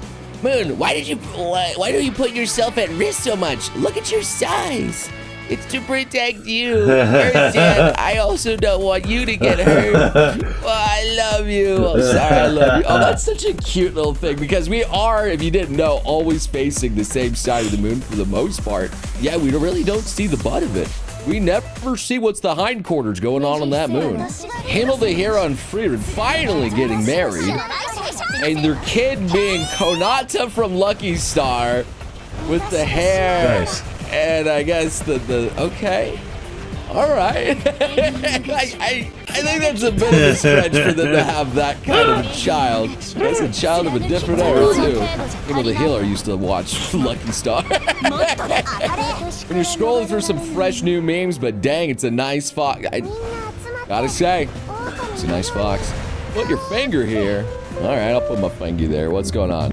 She's not gonna like do anything weird to. I have a date. Oh. Okay, well that was a lot more wholesome than I thought it was going to be. No, I was a little bit worried. It's just a marriage. Oh gosh, is that Godzilla coming for them? Oh baby, I'm kind of a big deal. Oh my God, it's puns. Did you get it, son? Big deal? Yeah. I get it, Dad. Please stop. Everyone is terrified. It's destroying. Uh-oh. Hi, terrified. I'm dead. No. The dad jokes are too powerful. Okay, man. That's a dad going way too far. Point of view, otaku in 2013. Average weeboo interaction. Come and taste my mighty brain. I can't believe I still remember this. Right, amazing. I don't know if I've actually ever met someone like that at a wait. No, I have. Created this through Gemini. It would be great to be a physical one be made as it is a Lego Lily. Okay, she's dual wielding her wrenches. Okay. I mean, that's kind of not bad Lego out there, all right? Could be a Fortnite Lego skin. I hereby rule that half your assets go to your wife, and the other half to that man over there. Wait, this is a weird... Oh, Judge, you can't be serious. Come on, that's my stuff. Not Expedition 33 taking it all again. Oh, my God. It's always Expedition 33. How much are you going to take from me? Your tea, sir. Let me just sprinkle some honey on top. Blech. Oh, Nico, the customer is displeased. Have I made a faux pas? Agatha, good manners aren't for everyone. What really matters is a personal touch. Vatican's door levels, okay. Why is the elf loving some bee honey that much out there? All right, man. Somebody would enjoy a honey into their tea. I mean, if it tastes good, I don't know. Freshly made. Every time she spots a demon. Yeah. Cap. Blows him up. Oh. Yeah, I mean, probably instantly get him. Sure. Nah, dog. I ain't believing nothing, dog. She's made it abundantly clear that demons only use words to try and sway the human heart. It really do be like that. And obviously, from what I've seen on Twitter, it works very well on some people. Sorry, can I ask you a quick question, please? All right. Who is prettier, man or woman? Ooh. Okay. Why? Do you know what? All right. Show me. Okay. Okay,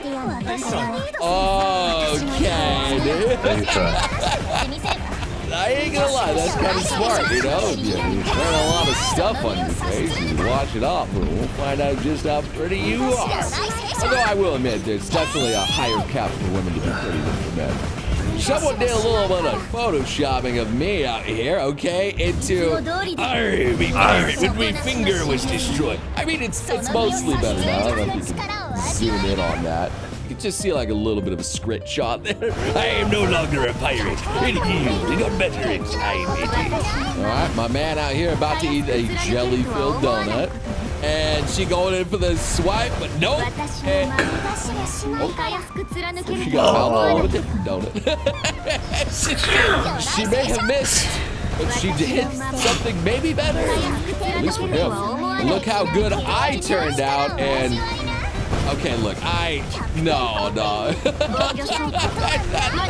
Who's doing this shenanigans to me, man? My forehead look even bigger there. And then Minna, you can be like beautiful drummer and a beautiful unicycle drummer. And they actually made a unicycle drummer. See, Minna can actually do that. I mean, speaking of, she's literally right there. You can see her. There she is, the talented unicycler herself. You pass her through walls. Le Passe Murale, sculpture in Peri Catacombs. Some French guy, you know what would be messed up to see in the catacombs, my man? Check this out. This was gonna terrify some mother truck that's passing through here. That is honestly astoundingly terrifying. Why would you do that to somebody? Why? We have Aquaman looking Giga Chad and, well, a different kind of Aquaman with the ring. He's seen better days. He's a little bit out of shape now. He could be better. Tank top on the girls, okay. Versus the boys with an actual tank. Hey, yo. All right, that's kind of clean. I would wear that tank top too, man. I'd go around, everyone would be looking at me, man. Now, does it actually fire though? That's what I'm curious about. Hey, anyone want to go to Looters, the restaurant? Is that Goblin Slayer? That kind of looked like Goblin Slayer. It's just in a Looters or something out there. Even got the orange shorts on. Actually, guys, goes hard. It goes kind of hard. Does your dog bite? No. Well, true. All right. Well, he just looked like a good boy that's having a good time. Look at him. What do you get so close for, though? Just slapped it. That was a good slap. That was a clean slap too, man. Holy. I mean, kind of deserved it. You're going like that close to your dog. Like, what was that about, man? Getting an EB. My sadness going down. The crime rate in my house going up. Wait a minute. Is this supposed to be Potato Eye? Wait a minute. No, I mean, he does look pretty cute though. It's okay if he's a little criminal sometimes. I'm cute for that. Shadow the Hedgehog looking at Maria. What did they do to you?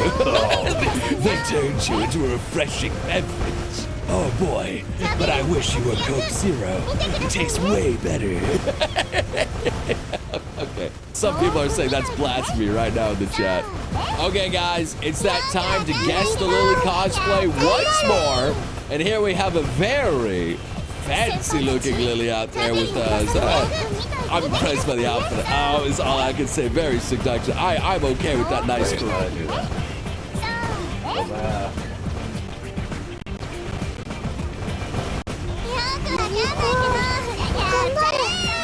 What of you only speak American? Gotcha game or something. Now, Eric, that one's leaked.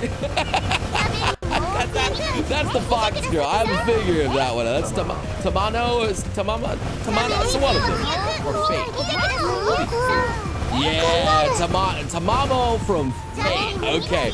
Why did I say Link? I'm already triggering some people out there. Man, I actually just said like a really bad word to people that really like Fate and comparing it to Link. I might have messed up there pretty bad. What is this? I've seen this. I know that girl is like from some sort of gotcha game or something. Now she's doing the same pose. It's such a sad looking Lily. Why is she doing that? I don't know why, but I've got two fan arts of my moderator, one of Kiwimon and another one of Kiwimon, but that's a nice strip you have there. It's a shame if someone put it on a Barbie. My PC crash. Or Firefox just crashed. Nope, just Firefox.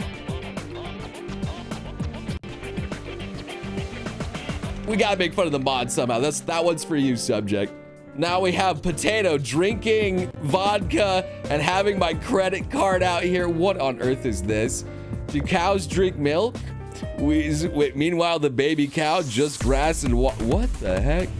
What on earth am I got the Mega Milk shirt on, I guess. And no, baby cows drink milk, yes. And here we have Pikachu, but he seems to be scrunching himself up into the fat chew. Wait, it's always been Chunky Chew all along? Always has been. Okay. Pikachu is really Chunky Chew, just stretched out. Who would have thought? Anyway, that's gonna do it here for our Lost Pause Discord/Reddit memes. I hope you guys had some good laughs as always. If you did, check out my other stuff. And you know, I just gotta say thanks to the community, bringing back the Reddit and the Discord, going hard during its absence. You guys are amazing. Give yourself some love today. You deserve it. And I'll see you beautiful sons and guts again next time.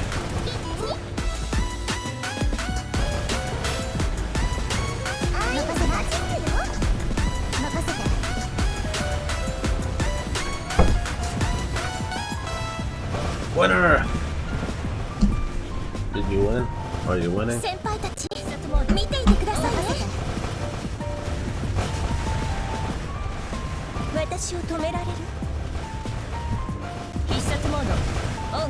Uh-oh.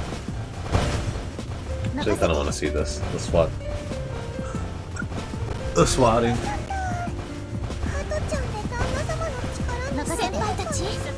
I have a bad case of the bedhead right now. I was only sleeping for about 3 hours. I was up for over 30 hours, and I finally laid my head down, and then I hear a big knock on the door saying police, and I go downstairs, I, talk with them, and apparently someone called them saying I was doing something crazy, waving a knife around or whatever, and was going to hurt somebody, hurt myself or whatever, and they even had to call in an ambulance just to see if everything is a-okay, check my vitals and all that different type of stuff. And I'm just thinking to myself like, oh my goodness, we have really reached this point where I'm actually getting swatted. So, for those that are out of the loop, basically, I was doxxed over a year and a half ago at this point. Well, it's not a full year and a half, but over a year ago. And ever since then, I have been constantly harassed non-stop. And it's just been a continuous thing. And now it's clearly escalated to the point where there is people now doxing me and literally trying to get the police to knock in my door, and potentially an altercation could happen where someone probably gets hurt, aka me or my loved ones, so to speak. It's very despicable how far people will go to actually go after someone that makes opinions on anime, manga, or very just common sense takes. It's actually just completely wild to me. I did file, a police report, and it's right now in their system. I think it'll take about a day or so until it appears. But once the police report is filed, do expect me to post images like that on social media to showcase the report was filed. Now, as for the individual that apparently did the call, they're already investigating it. Apparently someone called Vaughn did this call, and they already apparently figured out that he's a few states away. So if I were you, whoever you are, they don't take this stuff jokingly. It's pretty serious because you're wasting police resources, you're wasting resources from hospitals as well, an ambulance having to show up here for a call that did nothing in the end. It's actually crazy to me just how people think they can get away with that. You don't mess with police and calling fake calls. It's like a felony. Like, people are crazy, but I'm okay. My family's okay. Don't worry about it. I'm fine. I more or less was just like, oh, I'm sorry, officer. I look all messed up and disheveled right now because I was literally asleep and all that stuff. Forgive me.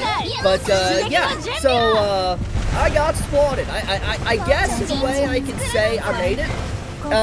Can you really say you're a massive content creator if you haven't had a swatting against you? I know that's not a good thing to say, but I mean, can you really say it? Can you really say it? Anyways, be safe, stay healthy, love you guys. Please leave a like on the video to show support. Chibi out.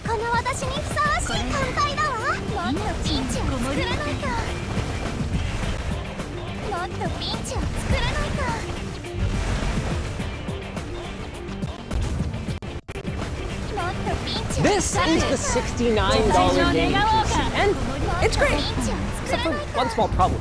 It keeps turning all my favorite new AAA games into what I call slideshow simulator. Which got me wondering, what would happen if we added just a little bit more budget? Could we play any game on the market with legitimately good performance? To find out, I personally signed a big, beautiful budget increase of $200, allowing us to upgrade our hot dog to a hot damn. I'm talking things like Doom the Dark Ages, Dragon's Dogma 2, and Cyberpunk at 1080p 60 FPS. And I picked up another set of parts to show that if we start our $269 build from scratch, we can do even better. Wow, this is actually much higher end than I expected. Is this a 2080 Super? I know! Can you believe that? That's almost as unbelievable as this 360 pop shove it Willy Grind segue to our sponsor. Yeah, I win. Delete Me. Spam and scam calls are annoying as heck, but Delete Me's data removal service can help reduce the amount that you get. Go to joindeleteme/LTT20 to get 20% off a plan today.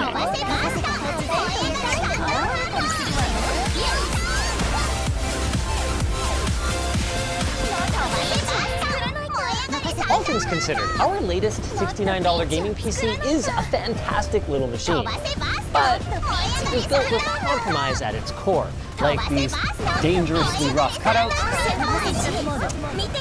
these two precarious power supplies, not to mention the low-power CPU that was meant more for crunching spreadsheets than games. That's a good place for us to start, by asking, what is the best CPU that we can put into this motherboard without swapping any of our other components? And the answer is the Core i7-3770K.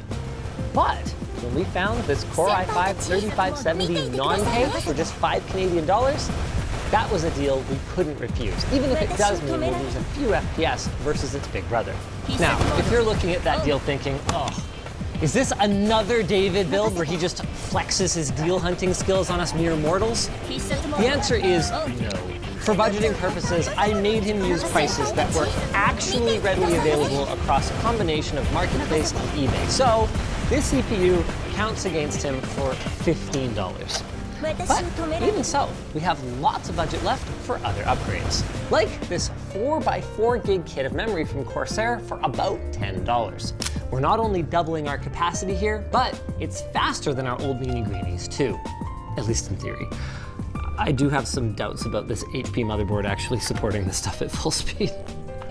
Next, we're going to improve our storage situation with an upgrade to a Hitachi 1TB hard drive for $10. What are all the great things I can say about this drive? Well, it has 1 terabyte of storage, which is enough that we won't need to constantly re-download our games, and it saves us the $30 to $40 that we would spend on a larger SSD. With all of those positives out of the way, let me make this clear. For anything but a game drive, I don't really recommend random old used hard drives. But for an application like this, where reliability doesn't matter, totally valid. Now, for obvious reasons, we played around with the idea of replacing the case from our original $69 PC. But we realized that that would have cascading consequences. For one thing, our motherboard might not fit in the new chassis, and for another, we would need a new power supply that is actually enough for the entire system because we'd have nowhere to mount our second power supply. So instead, we opted to go all in and invest our remaining budget in our GPU. With about $166 left, our options are somewhat limited. But if we sell the old RX 570 for the price we originally paid, which shouldn't be a challenge, we got a great deal, all of a sudden, we have over $200 to play with. With that kind of dosh in our pocket, it was tempting then to go for the legendary GTX 1080 Ti. These days. But we're starting to see games that require feature support that card simply doesn't, which pushes us to newer cards that have hardware ray tracing support, like an AMD 6700 or a GeForce 2070 Super. Now, it is worth noting, if you get really lucky, you might be able to get something better. We found a handful of 2080s and even 2080 Supers for just around $200 US. And looking at the sold listings on eBay, that's not an unrealistic target if you're willing to play the game, in order to play games. But that was a little bit outside of the easy-to-obtain range that I had for David, so we're going to go with the 2070 Super for our build. Sorry, David. A little tricky, so while we're getting everything aligned, let's talk about the importance of casting a wide net for parts that fit your budget and then pulling the trigger when you see the right deal.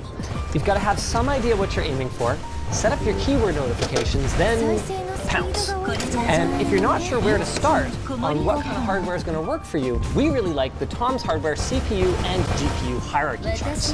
Oh, and another really good resource is those super helpful head-to-head benchmark videos that you can find on YouTube. Shout out to the creators of those.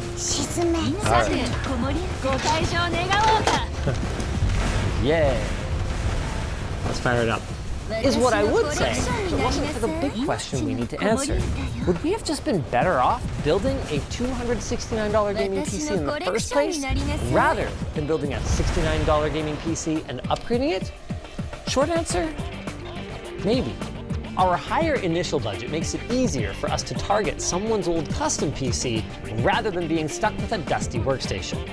Ideally then, we can find something with a newer CPU. In general, it's worth noting that you're still better off trying to buy things in a bundle versus individual parts. You'll save on delivery time and cost, and ideally, you'll be able to test the bundle together before you actually hand over the cash, like you've seen us do during Scrapyard Wars. For stability testing, we like using stress tests like OCCT and Firmware. And for monitoring temperatures, hardware info is a great choice. With that said, when I'm buying budget parts in particular, I'm usually okay with the seller just sending me a video of them running a stress test, as long as they have a decent rating. But I leave that up to your judgment. We picked up a few different bundles, each with their own strengths and weaknesses, but the one we liked best was built around one of our favorite target CPUs for builds like this, the Intel Core i5-8400.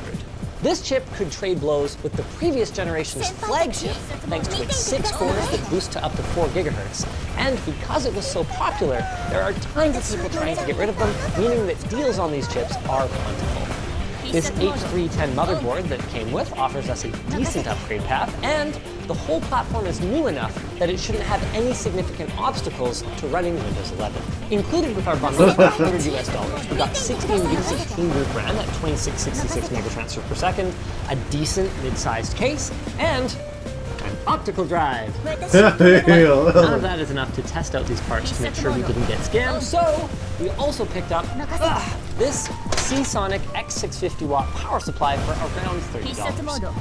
Now, buying a power supply is a roll of the dice on the best of days, especially a modular one. I wanna go home. Let me go home. Funny girl femboy.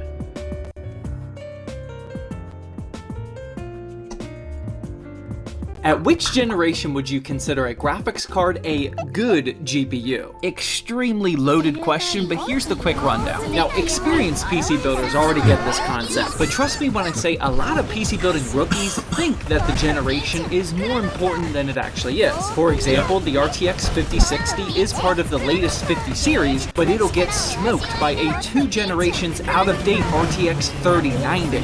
The generation is important because it'll come with the latest technology, but the raw horsepower of older GPUs can sometimes still be considered good. Defining a good GPU is an impossible task, especially on the internet. Someone rocking a GT 1030 would be ecstatic to get their hands on an RTX 3050, but at the same time, the RTX 3050 is one of the most disrespected GPUs. For me personally, a good GPU just means that it has really good performance per dollar value. Whether your budget is $50 or $2,000, there will always be 1 or 2 GPU options that maximize your FPS per dollar value. Use the GPU comparison charts on zttbuildhelp.com along with the pricing you see in your region's market as a starting point. At which generation would you consider a graphics card a good?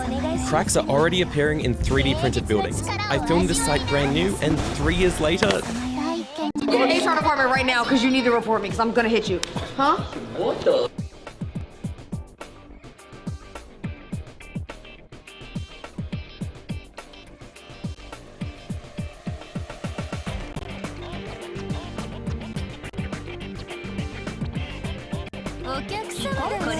Like the phrase ultra settings, welcome home with steroids. But wait, the RTX 3060 12GB is still here, and in 2026 it is still the budget king for 3D rendering. Why? 12 gigs of VRAM. In Blender, VRAM is king, and the 3060 is the king of the peasants. Grab a Ryzen 5 7600, it's a perfectly balanced marriage. Or if you're a fanboy, get an i5 13400X. That should be a perfect match. Tier 4, we're finally moving up to 1440p. This is the territory of the RTX 5060 Ti, the RX 9060 XT, and the RTX 4070. If you like the phrase ultra settings, welcome home. With DLSS 4 or AMD's FSR 4, 1440p feels like butter. We're talking professional grade performance here. Multiple color-corrected layers in Premiere, no lag. For 3D rendering, that's 16 gigabytes of VRAM on the 5060 Ti or the 9060 XT is vital. Complex geometry and high-res textures won't make your system sweat anymore. Go 5060 Ti for AI and 3D work, but if you're just a pure gamer, the RX 9060 XT usually offers better raw value. An i5 14600K or a Ryzen 7 7700X, anything slower and you're basically holding your GPU back from its true potential. Don't be that guy. Tier 5, the high end. This is for the people who want native 4K or high refresh 1440p. We've got the RTX 5070 Ti, the RX 9070 XT, and the 4080 Super. The 5070 Ti is an absolute monster for ray tracing. If you want Cyberpunk to look like a literal movie, this is it. For video editors, we're talking 6K or even 8K production. The dual encoders mean your render times go from lunch break to blink and you miss it. 3D artists, cycles renders that used to take hours now take minutes. It's basically a productivity cheat code. The 5070 Ti is the best all-rounder, but the RX 9070 XT is the value king if you don't care about ray tracing. You must pair these with a 9800 X3D or an i7 14700K. You need that single-core speed or you're just leaving frames on the table. Don't be that guy. And finally, Tier 6, the extreme enthusiast, the RTX 5090 and the 4090. This is the no-compromise tier. Full path tracing in Alan Wake 2 at 4K Ultra? Yeah, it does that for breakfast. This isn't just a gaming card, it's a studio-level production tool. 8K raw footage? Effortless. For 3D freelancers, this is the industry standard. 24 to 32 gigabytes of VRAM means you can build entire movie-quality worlds. The RTX 5090 is the undisputed king. Only buy a 4090 if it's on a massive clearance sale. But remember, do not, I repeat, do not pair this with anything less than a Ryzen 9 9950 X3D or an i9 14900K. Anything less will leave significant GPU performance on the table. At this point, you might be thinking, hey bro, you have forgotten a lot of GOAT cards to add in your tier list, like 1080, 2080, 3090 Ti, or the 6600 XT, blah blah blah. Actually, I haven't. You know this is a very short video, just to give you a rough idea how much performance you could achieve in different budget zones.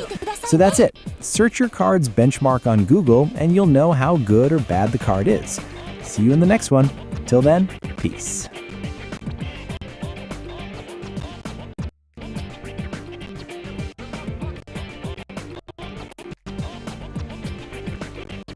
I need a graphics card.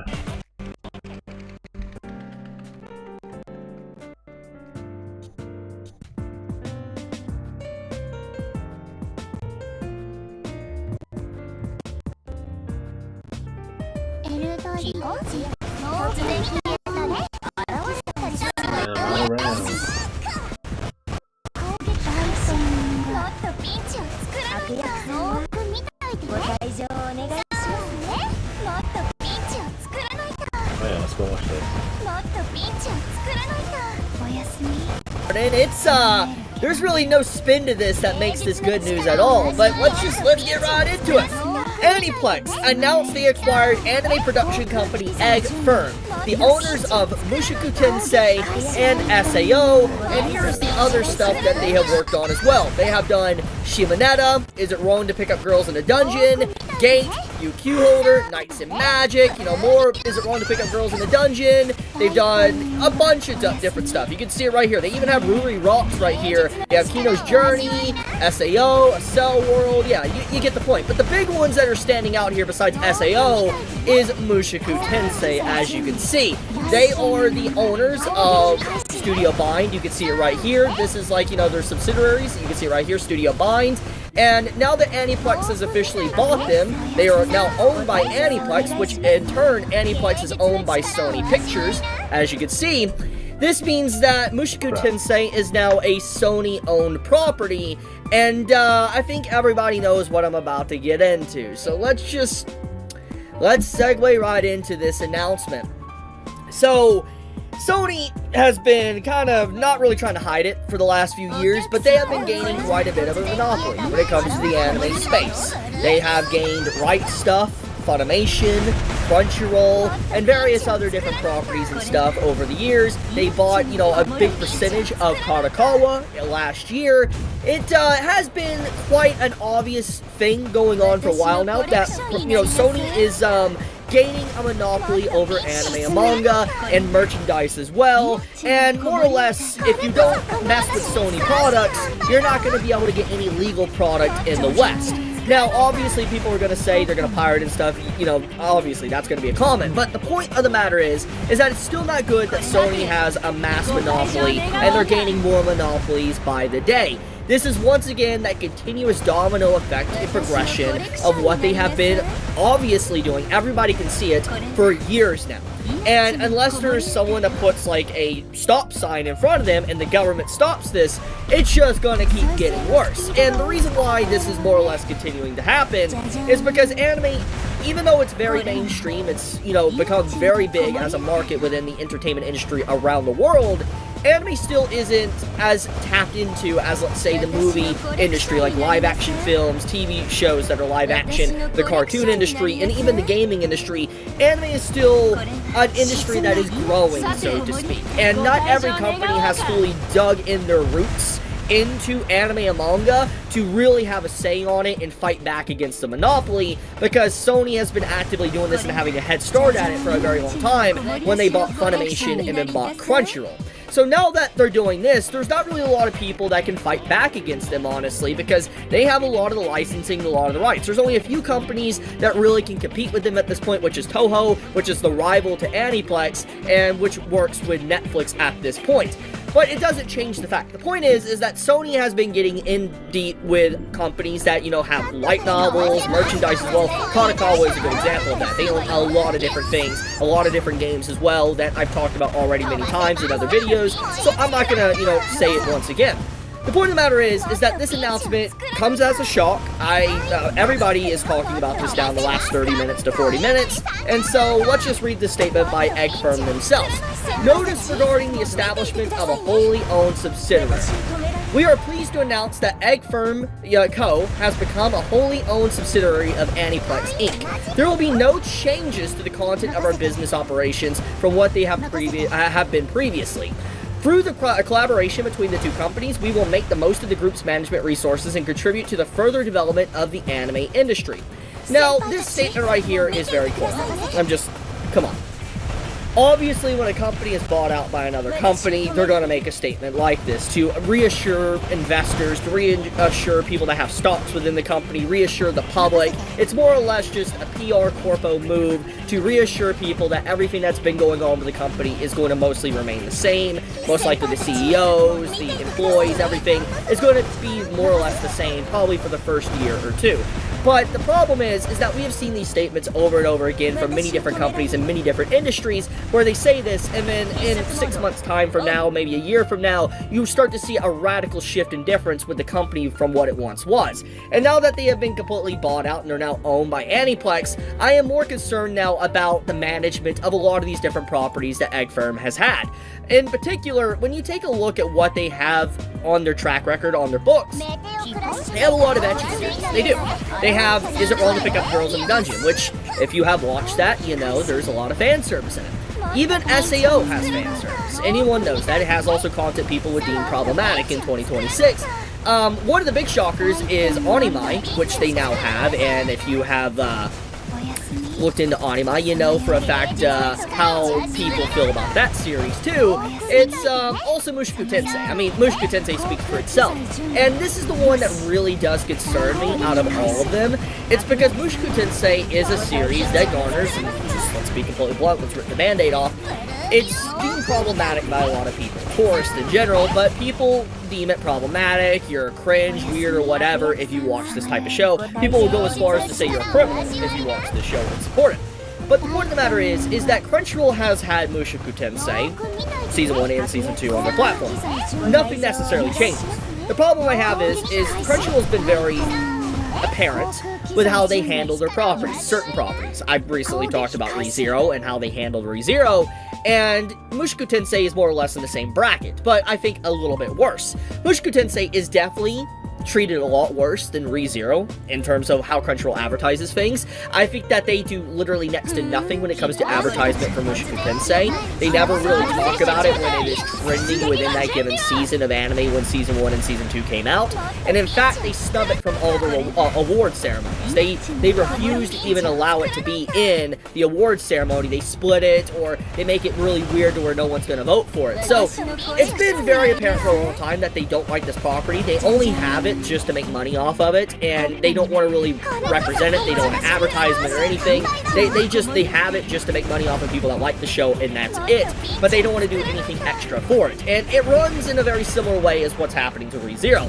And I just don't like how now Sony is in control of these properties, and that Sony now is going to be able to dictate, you know, what is going to get marketed or not, especially after what we have seen them do with some properties as well through Crunchyroll. So this overall, I don't think is really good news at all. Even though Egg Firm wanted to say that, you know, nothing's gonna change, and, you know, we could take this at face value and say, yeah, maybe nothing will change. I don't like the fact that even if nothing does change, I don't like the fact that Sony has control over this. I don't. Because it is another big nail in the coffin of a monopoly that is continuing to grow. And there is, at this point, not much I really think could stop this, besides like some form of government intervention, honestly. Because they're just too big at this point. They have too much. They have way too much now. It's like they're too big to fail. That's basically what it is. They have so much material, so much content under their belt. They have such a stranglehold on everything entering into other countries. There's no one that can really compete. And I mean, we've seen what's happened recently with High Dive. High Dive has not been doing so hot. They haven't. They've had to do some partnerships with Crunchyroll as of late, and I've already talked about this, that it's only a matter of time until High Dive is bought out, or they shut their doors, and I see that very soon, especially with more stuff like this happening. I mean, literally series for High Dive is being eaten away by them into Crunchyroll's banner, so, yeah. Anyways, to make a long story short, I think that this is not a really good thing to wake up to. People might think that this is a nothing burger or whatever, but in reality, it is pretty big. Like, this might not be as big of a move as, like, the Katakawa deal or, you know, the Crunchyroll Funimation rights stuff, but I think in general, this is, once again, another step in that inevitable future of that full-blown monopoly. I mean, they already do, but you get the point. I will leave it at that, though. I just briefly wanted to cover this because I feel like a lot of people will be unaware of it, but get ready for potentially censorship of Mushoku Tensei. And not just Mushoku Tensei, I mean SAO and other properties as well. So expect that one. Do expect that one, probably. I mean, with how it's managed already, yeah. Anyways, you all have a wonderful day or night wherever you live. Be safe, stay healthy, leave a like on this video. It would help me out a lot. I would appreciate it. Please subscribe if you enjoy my content. Chibi out.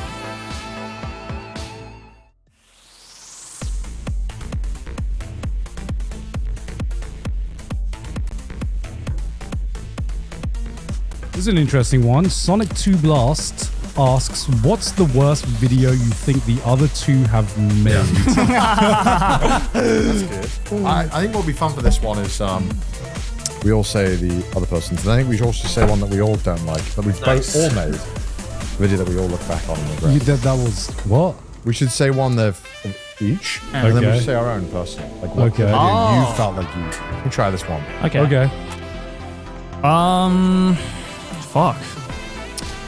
Hold on, let me get rid of this box. I think this. Okay, look, I apologize if this is a cop-out answer, but the worst video I think Connor has made. Get me out with it. Is the budget cosplay video that had me and Aki in it. Purely because I sometimes look back on that and I think like, fuck, I was so not funny in that video.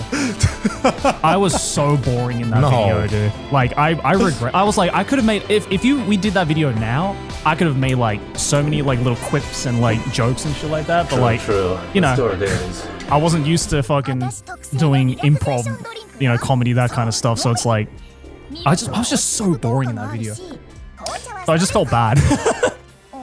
No, I don't think so. So I think just purely based on that, nah, I think that might be your worst video. Out of spite, my least favorite video of Connor's is League of Legends voice impression video that he submitted.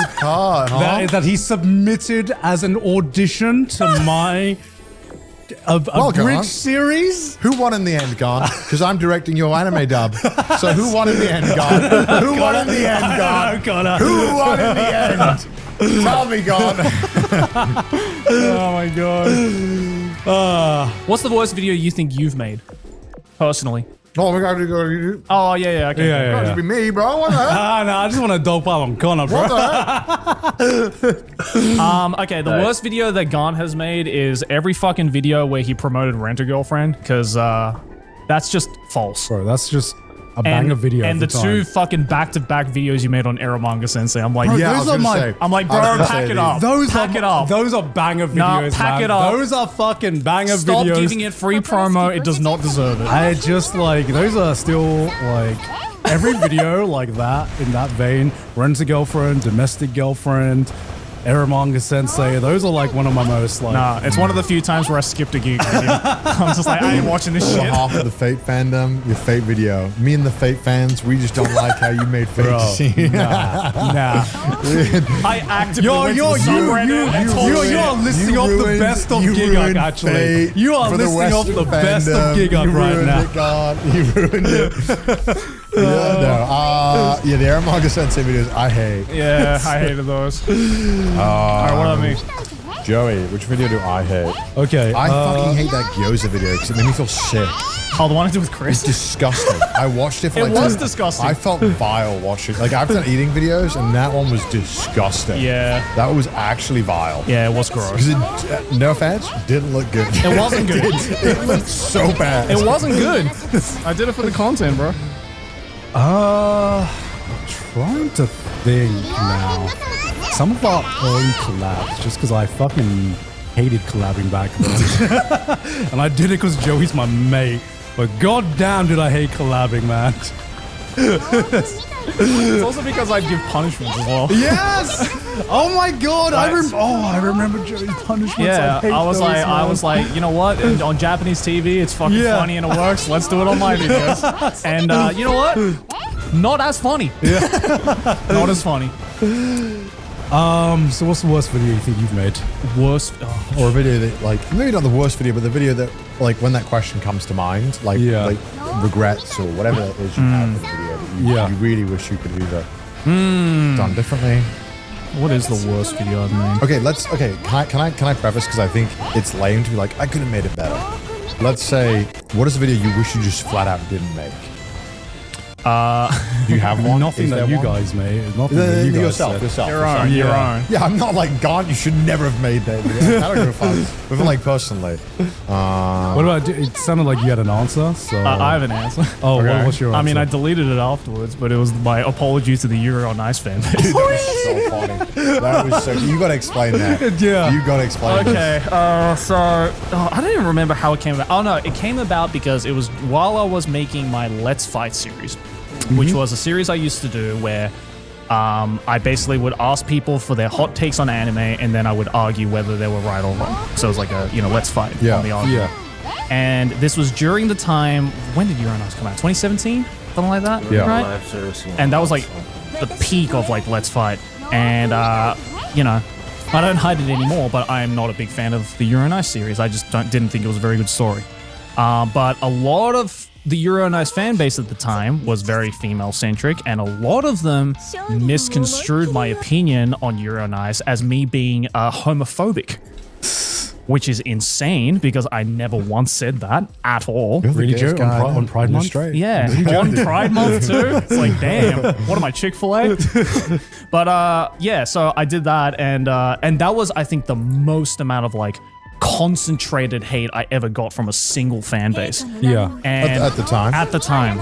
Nowadays, it's happened many times since then. I've never given a fuck. But like, that was the first time where it was like so concentrated to the point where I couldn't avoid it. You made an apology video. And I made an apology video. I messaged you. Yeah. So I was like, bro, I don't think you needed to make this. Yeah.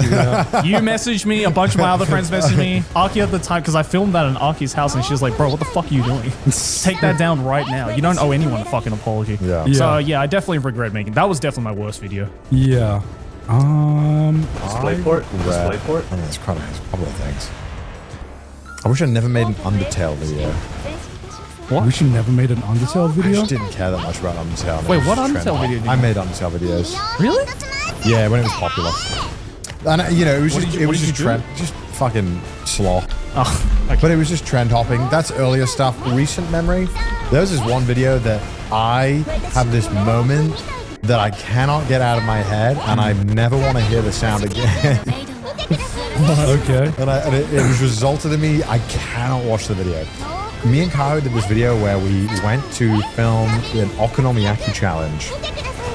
And the video did very well, and it was a fun video. But there was a point when Muden messaged me, and he was like, hey man, I like nearly threw up listening to this video. I was like, what? And I went and listened to the audio that he said, and there was a moment where like, it's not his fault. The food fighter guy, he's eating so much food and he's trying to like maneuver it and he's making noises, and I listened to the noises. It was so disgusting. And it's not his fault, right? Because he's a fucking professional eater and you got a mic to his throat. Yeah. It was the noises. I was like, just like squelching sounds. it was like the worst noises. And again, this guy was so fucking sweet and he was such a good sport and he was helped out. But listen, and also, dude, those videos make me feel so sick. Yeah. I ate so much, and Kyle even ate more than me. Yeah. And I was dying, bro. It was disgusting. I regret making that video. Yeah. I've thought of a video, which I guess I regret making, looking back, but I look back at the memories it made fondly, I guess, for what it meant for the community. But this was back, I can't remember how many years ago, when anime YouTube and just YouTube in general was going through an video essay phase. Yep. Where because I was kind of like still new to doing YouTube full time, so I was trying to like refiguring out my style. And now my style is very defined. I talk about how anime connects with me like emotionally and stuff like that. So I come to it more of an emotional, more of an emotional angle. But back then, everyone was going through this analytical phase for anime, right? And I was like, oh, maybe I'll try something like that and see what I can come up with. So there was a lot of videos in that phase where I'm not really proud of that work because I was trying to do something in a style that was not indicative of me as a person or how I approach anime as a medium. But there's one video in particular where I think I was just fucking making up points just to like fill up a script. We've all been there. We've all been there. Oh no, because the video was my video on Konosuba, where I was doing this analytical video on Konosuba on like why it's funny. Conceptually now I look back and like breaking down why a fucking anime is funny. It sounds like the most boring thing in the world. And I thought it was a good idea. But I just fucking wrote it, shit out a video, whatever. Wake up like a few months later, I can't remember, I don't know how long it's been. I wake up and there's this other anime YouTuber who is going on this drunken tirade. And it is an anime YouTuber formerly known as Digibro. And they have made a video calling out some anime YouTubers who have made, in their opinion, slop content or slop anime analytical content. You want to talk about the best video ever? It's that one. That was so funny. And that I can't lie. Looking back, hilarious video. Yeah. Right. But so he was just like drunk rambling about. I think the video was called "Shitting on Anime YouTubers for 30 minutes straight." Yeah. This is some such a product of the time, because I don't think there is an anime. I don't feel like there's an anime YouTube community anymore. There's not really. But it used to. I felt like there used to be such a Everyone knew each other. Everyone knew each other. Yeah, it was a big thing. And one of the videos they named was my Konosuba video. Oh, no. I was like, I watched this fucking shitty. So they just called you out on your deepest insecurity, basically? Yeah. So, but okay. Here's a silver lining though. Okay, because they also mentioned me in that video as well. Did they? Yeah. You were doing slop though. At the beginning. And the only time they're right though. The only time that they mentioned me was, I remember that shit word for word, because it was in the first couple of minutes of the video, and they were like, I'm not going to talk about these other anime YouTubers like The Anime Man, because I don't watch that shit. That's so base, dude. And I was so excited to be like, oh man, I want them to know. I want to know what they think about my content, because it was just funny at that point, because they were clearly drunk as fuck in this video as well, right? So you couldn't take it seriously. And the fact that they just like brushed me aside in like 10 seconds, I was just like, oh man, I wanted them to rip me an asshole. Yeah. I look back so fondly of like the old communities of past time. Oh my god, dude. Yeah. That was such a fun time. That was the golden age of anime YouTube. And looking back, like this was the biggest beef that ever happened. Oh yeah. In our community. Obviously it ended in like a climax. You two were the two big creators at the time. Yeah. And we had this big debate at Crunchyroll Expo. I remember that. Yes, you remember that? Yeah. And we got on really, really fucking well off camera, and we just shared a beer together, and it was great. And I was like, damn. I look back at that time fondly, because that's the type of beef that just doesn't fucking matter, and it's just funny. It is funny. Just funny, man. Because I think they also named like Mother's Basement. They named Super Eye Patch Wolf. Yeah. They named some like some of my favorite channels. Yeah, legitimately. Like some of the peak like guys in the anime YouTube community.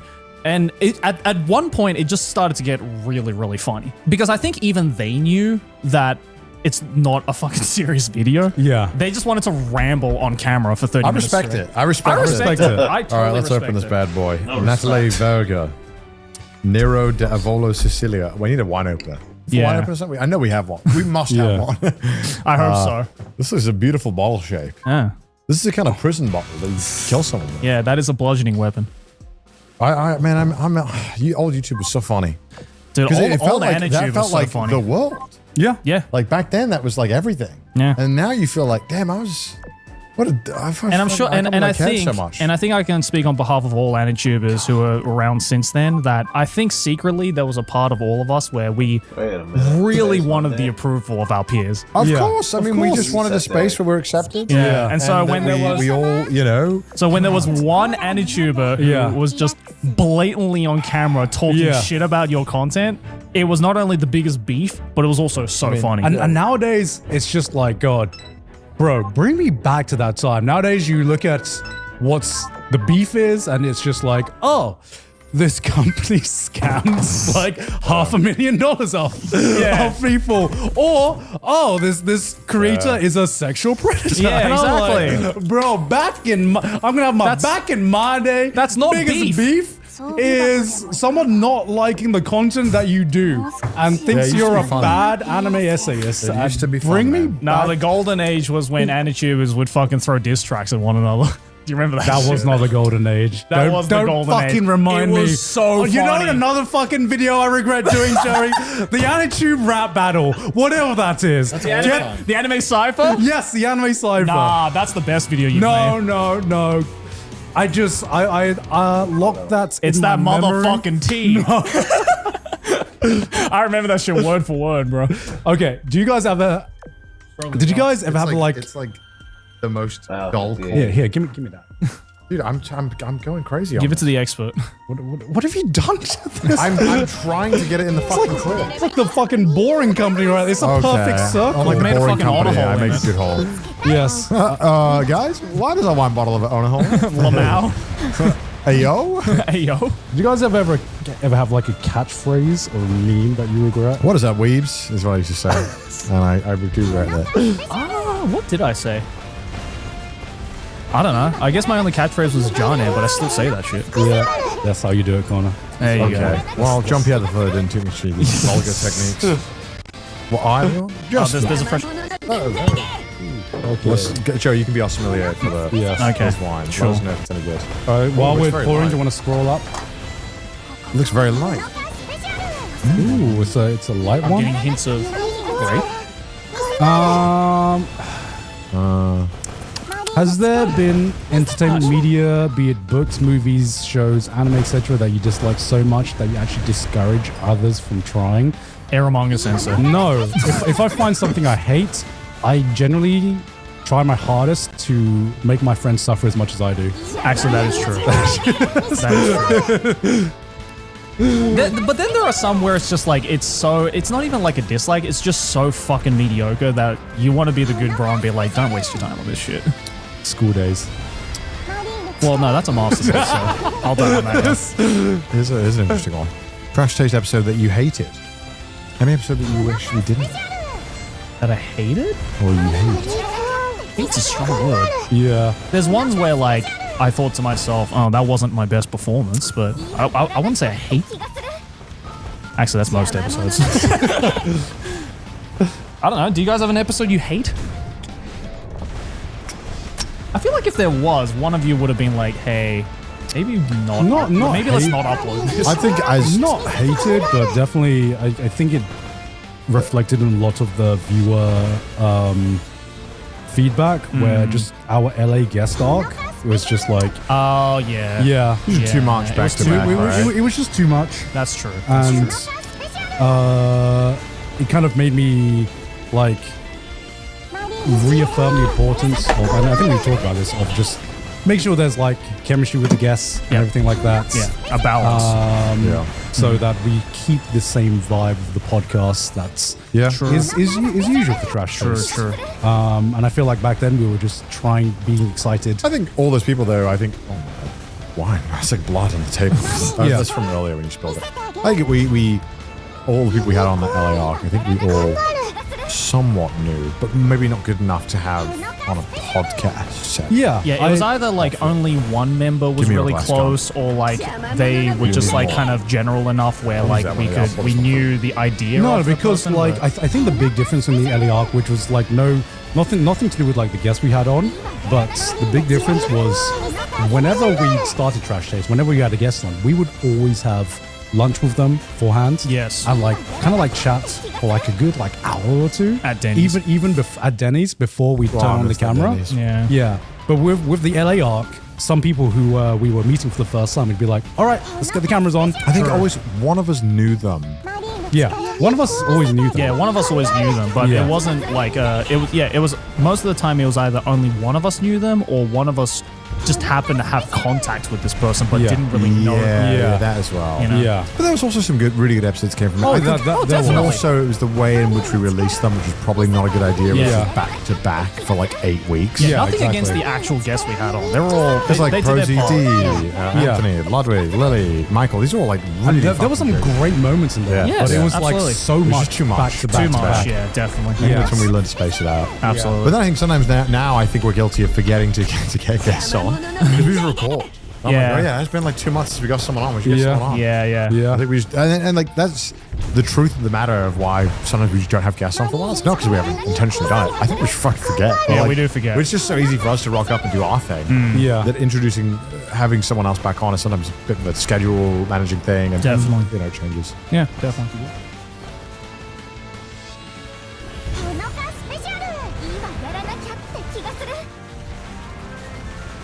To basically explain, if it's not already fucking obvious, truth or drink is you get asked a hard-hitting question, and you either have to tell the truth, and if you don't want to tell the truth,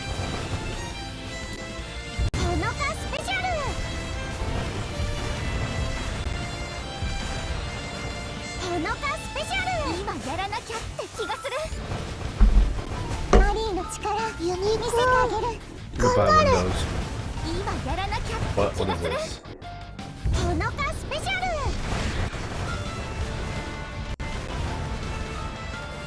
PC Gamer calls Arknight's Enfield a Genshin Impact copycat. A copycat. Now let me preface this entire thing by stating the purpose of this video is not to hate on any game, okay? But at the same time, I think a website, an outlet as large as PC Gamer, calling Arknight's Enfield a Genshin Impact copycat is unnecessarily disingenuous and tribalistic in nature. And they are fostering that tribalism with a clickbaity fucking misinterpreted title like this. So we're gonna go ahead and take a look at it. Did they even play the game? That's a good question.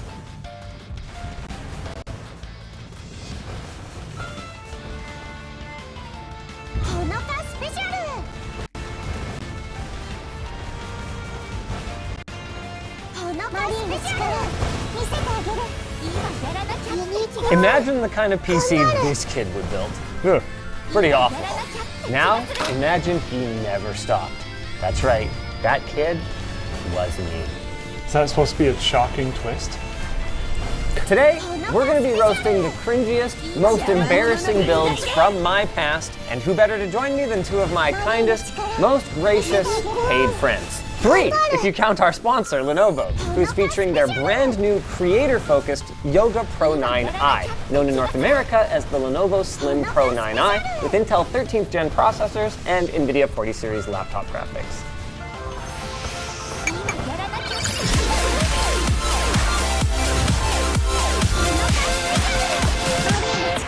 Oh man, where do we start our tour? At the beginning.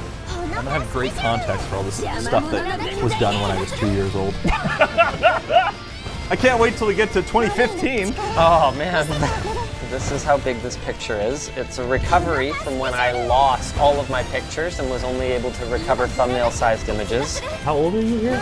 Well, that's not me. That's not him, yeah.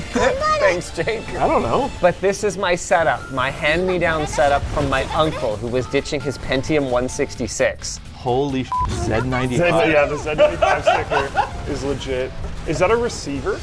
No, that's a tape deck. This is sick. 2002, baby. I love the corded phone, too. That was to talk to my girlfriend. That you can't use at the same time as a computer, I presume. Yeah. When did MSN Messenger come out? 2005? Oh yeah, I was using MSN by then. Okay, yeah. Oh, when did MSN? 2005? I chatted with my sweetheart 09. That was Yvonne's handle. With all the like cringy like X's and brackets and stuff and everything around it, yeah. This is my bedroom. Yeah, the green. How did you get a matched desk? That was one of my parents' most proud Christmas gifts for me. I asked for Warcraft 2, and what I got was furniture.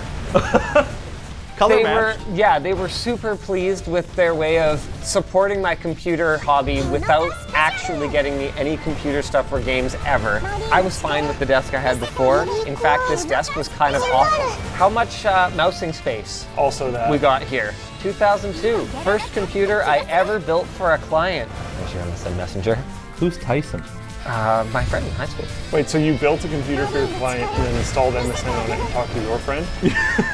Don't ask me why I was doing that. I mean, his computer was probably better than the one I had at the time, so maybe I was using it for a little bit before delivery. I don't know. Burn-in period. I suspect Lyle is like an alter ego. He just got it for himself. No, he's dead. Oh.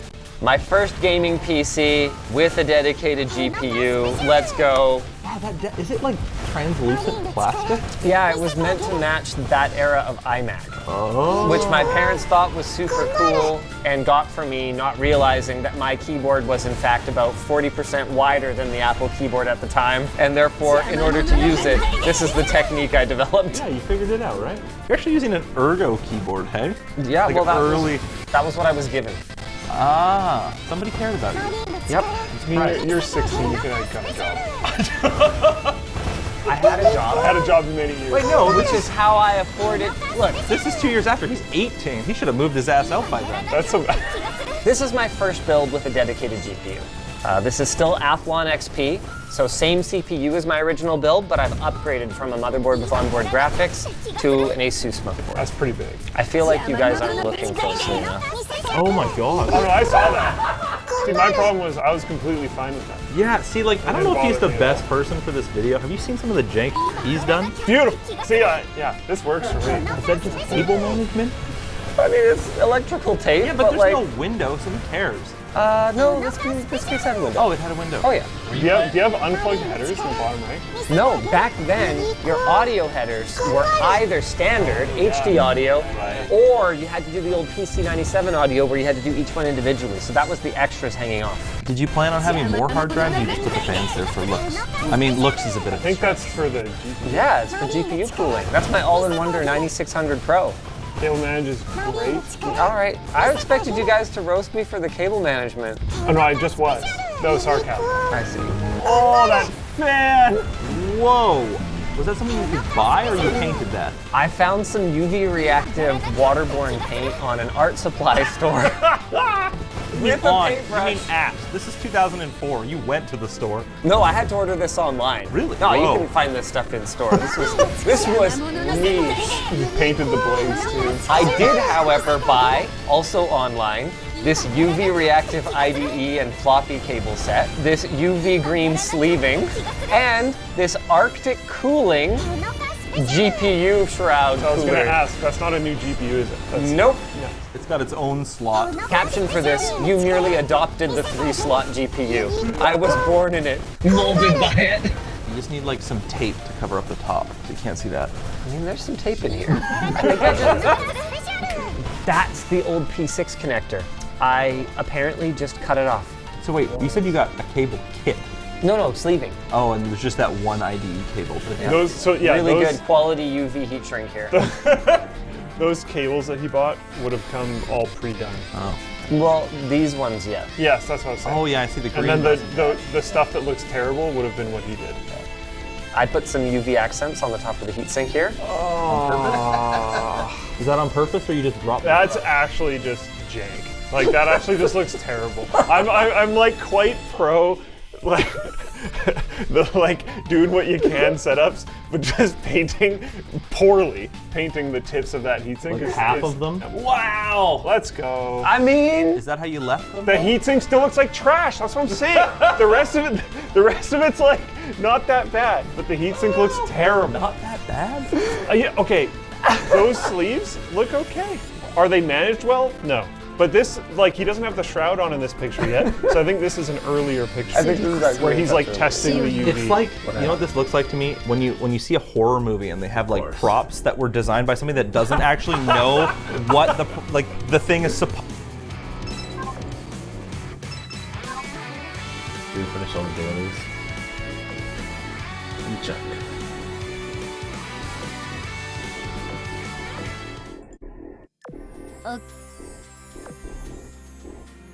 Very nice, very nice.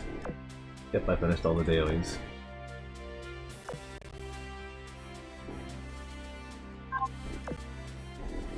Which means we play this Enterprise Golden. A lot of people vote on Global. Lab, Shipyard. Nope, it's still not enough. I'm gonna save up my points for her. More?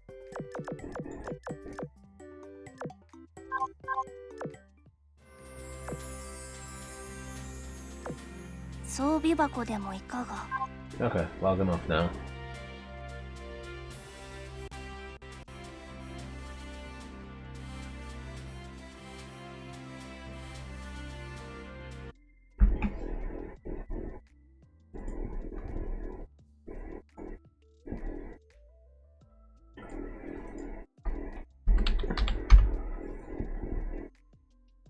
Exactly $109 to build this entire thing, and it can almost play Starfield at 60 FPS. impossible! A lot of you have been asking a long time for another ultra budget build guide, so here you have it, and honestly, this wouldn't be that hard to repeat for yourself. I'm gonna show you exactly how to do this if you're on an extremely tight budget. We're fully benchmarking this build so you know exactly what it's capable of, and all of that's coming after a quick word from today's sponsor, Ficwa, and specifically their new FN955 PCIe Gen 4 NVMe SSD. Now, on paper, this is a super fast Gen 4 drive with reads up to 7,350 megabytes per second and writes up to 6,500 megabytes per second. So of course we verified this ourselves, and here are the results. Our write speeds were actually a little bit faster than what's advertised. This SSD is also the definition of stability and reliability because it's gone through 80 hours of rigorous testing at various temperatures, and Ficwa utilizes top-tier quality inspections and testing practices. That's probably why they gave it a huge 5-year warranty. There's also a graphene heat dissipation sticker, so you definitely don't need to worry about overheating. So if you're trying to decrease loading and file transfer times and get those silky smooth startups for your games and applications, then check out the Ficwa FN955 by clicking the link down in the description or in the pinned comment, and thanks again to them for sponsoring today's video. Alright, so just so your expectations are properly set, here's the smoothness of Starfield in 1080p low, here's what Modern Warfare 3 looks like at 1080p minimum, and here's Helldivers 2 at 1080p low. All three of these games obviously have the graphics settings cranked down a fair bit, but these are all still playable on this $109 gaming PC. The most important part of these ultra budget builds is the base OEM desktop, and you absolutely have to find a good deal if you go down this route. This here is an HP Z230 that Nemesis in our ZTT Discord server found me per usual, and this thing is a beast of a starting point for this type of project. For $43 on eBay, I got a fully working office PC that some corporation probably didn't want anymore, and it's packing some decent hardware. The CPU is an Intel i7-4790, there's 16 gigs of DDR3, and it even came with both a 2.5-inch SSD and a hard drive. Now, I did actually kind of get scammed on eBay, but some people would probably just call this word crafting on eBay, I guess. The title of this listing says that there's a 1.03 terabyte SSD and HDD, and I don't think you can interpret that any other way than a 1 terabyte SSD and a 1 terabyte HDD. However, if you scroll down a bit to the notes section, which I obviously didn't do, here it revealed there's a 1 terabyte and a 256 gigabyte, albeit it doesn't even explain which one's which. What ended up arriving is a 1 terabyte WD Black hard drive and then this 256 gigabyte Kingston SSD. What I was thinking of is, I can't believe you've done this. Honestly, I probably would be a little upset about this if it wasn't for the fact that they shipped me a fully working PC for only $43. At that price point, I can let it slide. Whenever you're shopping for these super budget OEMs, the most important things to look out for are a good gaming CPU with at least 16 gigabytes of RAM, and anything other that is honestly just a bonus. Sometimes these corporations or big companies will just completely remove the storage drives, and as long as you're buying the PC at a good price, that's still perfectly fine. Now, in regards to this i7-4790, yes, this is a decade old at this point, but this was a very top of the line CPU back when the GTX 900 series GPUs were brand new. People were pairing the 4790 and 4790Ks with cards like the GTX 980 and 980 Ti, so that means it can certainly handle slightly newer cards like maybe a GTX 1070 or even a 1660 Super. Fun fact, the first actually high-end gaming PC I ever built was with the 4790K, and I paired it with a GTX 980. This was a present to myself when I got back from a deployment to Afghanistan in 2015. But more importantly than that is we are limited with which GPU options we have available because of the power supply that comes with these OEM PCs. Now, usually these OEMs actually include a pretty decent unit, but it's also usually a low total wattage output. This one here is only rated up to 400 watts, and the other limitation is that it doesn't come with any 6+2 connectors. One route you can take is to simply choose a graphics card that doesn't require any external power connectors, such as the RX 6400 or some GTX 1650s, and even NVIDIA's latest RTX 3050 6GB card would work as well. We're actually going to test this build with the RTX 3050 6GB card just so you can see the numbers, but obviously if we want to keep this build at $100, we can't use a $180 graphics card. And instead of going down that route of a motherboard powered GPU, the other option you can take is to get one of these SATA power to 6-pin adapters. I wouldn't necessarily say these are the safest thing to use, but as long as you buy the double SATA connector versions and one from a reputable brand like StarTech, I think you'll be perfectly fine. These cost around $7, which I did add to my total today, and I've used these in so many other builds that I fully trust them, at least with budget low power GPUs. And speaking of which, the GPU we're going with with is none other than this HP GTX 1060 3GB card, and I found this also on eBay for $59. I'm actually a little upset because I also found this RX 570 4GB card for $35, and that would have kept us well under the $100 total price, but the seller ended up canceling on me, so I only ended up with this one GTX 1060. This puts our total cost of the project at just $109, and like I said, this honestly wouldn't be that difficult to repeat for yourself. GTX 1060s are all right around that price point, and I definitely didn't do a snipe on this or anything. The hardest part would just be finding an OEM for this good of a price. And real quickly, before we get into the benchmarks, for those of you that keep asking me to do a $100 full custom gaming PC, I really think that you need to realign your expectations. Sure, if you stumbled upon a few free parts and did some serious sniping on the local marketplaces, I'm sure somebody could still do it, but it's simply not a realistic goal to set anymore in 2024. And every single video that I make, I'm trying to give you guys not a step-by-step blueprint necessarily, but at least a guide that you can somewhat copy for yourself. I personally don't get much enjoyment if I were to only use once-in-a-lifetime crazy deals that I know you won't be able to replicate for yourself. With that being said, if you do want to build a $100 gaming PC, I personally think that the only way to do that is to go down the Dell, Optiplex, or any desktop OEM route. One other thing that you may have noticed with this build, and pretty much all the time when you buy these OEMs, especially for as cheap as I paid, chances are high that it's gonna come absolutely looking disgusting and it could use a little cleanup job. Honestly, I don't think you really need to do anything other than take it outside with a leaf blower for like 30 seconds, but feel free to clean it up further than that if you think it's necessary. Usually, I'd also recommend doing a full thermal paste reapplication because that original paste is probably in beat up shape, but we were on a time crunch and a little rush for this project, so we didn't even bother with that. I only did the quick leaf blower job, so honestly, it's still not looking great inside of here, so let's move on to the benchmarking section and stop concentrating on the dust bunnies. Like I said earlier, we're actually going to be testing with both our GTX 1060 3GB as well as the RTX 3050 6GB card. We actually released a full video of the new 3050, which you can check out in the upper right hand corner, and I'd say this card is definitely towards the highest end that you can go with for a build like this. When we were in the planning stages of this project, I originally thought that it would just be crazy to use a brand new RTX graphics card with a 10-year-old CPU, but then when you actually look at the benchmarks like in our video, you realize that the 3050 is just about a 1660 Super, and then this combination doesn't seem so crazy after all. So first up, we have 3D Mark's Time Spy, and our $100 gaming PC cranked out a score of 3,679, and when we added in a $180 brand new GPU, that only got about a 1,000 point bump up, which is honestly kind of sad. Next up, we have Helldivers 2. Please don't judge this gameplay footage because that's Sam playing, not me. And in 1080p with low settings, our $100 build got an average FPS at 51, and it only went up to 56 with the 3050. That's potentially a little bit of a CPU bottleneck going on here. For Cyberpunk 2077, that's definitely not the case, as this one is heavily GPU bound, and in 1080p with low settings, our $100 build definitely struggled only getting up to 40 FPS, and with the 3050, that got us up to a very nice 69 FPS. Starfield followed up after that, and I don't even know if we can fit all the disclaimer settings on the chart for this one. We put them at 1080p low with a 50% resolution scale, FSR turned on, and frame generation turned on as well. I'm not sure how many of you noticed, but ever since the frame gen update, Starfield has become much easier to run on lower end hardware these days, and our $100 gaming PC averaged 56 FPS, not too shabby. After that, we have Call of Duty Modern Warfare 3, and with 1080p minimum settings and an 80% resolution scale, we were comfortably over that 60 FPS mark even with just the GTX 1060. Here's the rest of the games that we tested, and honestly, I'm pretty impressed at what we're looking at here. Sure, Assassin's Creed Mirage and Hogwarts Legacy didn't quite hit 60 FPS, but everything else is above it, so this is definitely a playable system here in 2024. If you're on a super strict gaming PC and you only want to spend about $100 on your PC, then this is definitely a route that you can go down, but it's not necessarily what I'd recommend doing. You guys do it.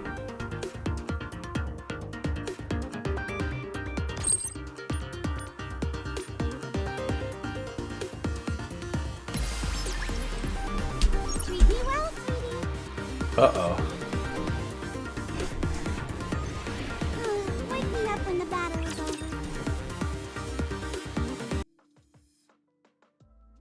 It's the biggest piece of dog shit. It's the biggest piece of dog shit. Brother, what's that? Not bad, not bad. Wow! Beautiful! No! God, please, no! No! I'm gonna come. Oh. My disappointment is immeasurable. I mean, it's all right. Like, I don't care. I'm really rich. I'll show you that in a second. It's the biggest piece of dog shit. It's the. If you want to judge someone, call Jerry. I can't. My phone's dead. You need a charger? Use mine. Oh. You sure? Yeah, you're gonna get that back, right? Because I can't impress upon you.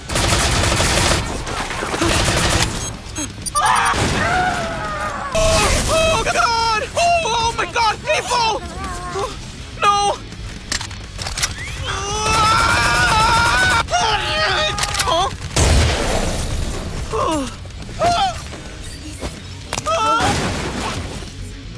Just take whatever you want. Nothing out here fucking matters. Here, check this out. Me and CJ came up with it during the siege of the Three-Prong Mountains. Had to use a little something we called the Reg Rock. Try her out. What's it do? It's been a while. Good to see you. Commander Cody. Word is, the rest of Clone Force 99 went rogue after Order 66 came through. Surprised? Not really. Your squad was different by design. Regs have gone AWOL too. So I've heard. Rumors are more and more clones have been questioning the Order. Then they are traitors. Like the Jedi. Tell me something, Crosshair. This new empire, are we making the galaxy better? We're soldiers. We do what needs to be done. Well, good soldiers follow orders. You know what makes us different from battle droids? We make our own decisions, our own choices. And we have to live with them too. It's been a while. Good to see you. Commander Cody. Word is, the rest of Clone Force 99 went rogue after Order 66 came through. Customer brings in a gaming PC that won't turn on, so I ask him, where's the power button? He goes, oh, it's hot-wired. Hot-wired? To turn it on, you would have to touch two bare wires together like you're starting a stolen Honda Civic. Listen, that card was a The old man used a grinding gun to trim his toenails. Then he poured out gasoline and set fire to the lawn in his yard. At night, he rolled out an Indian motorcycle.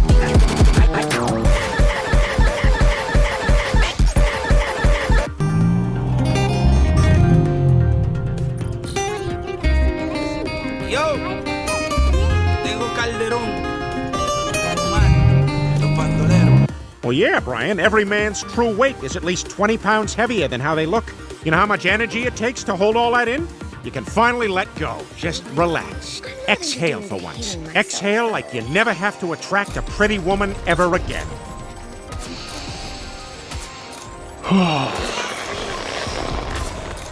Wow, that feels amazing.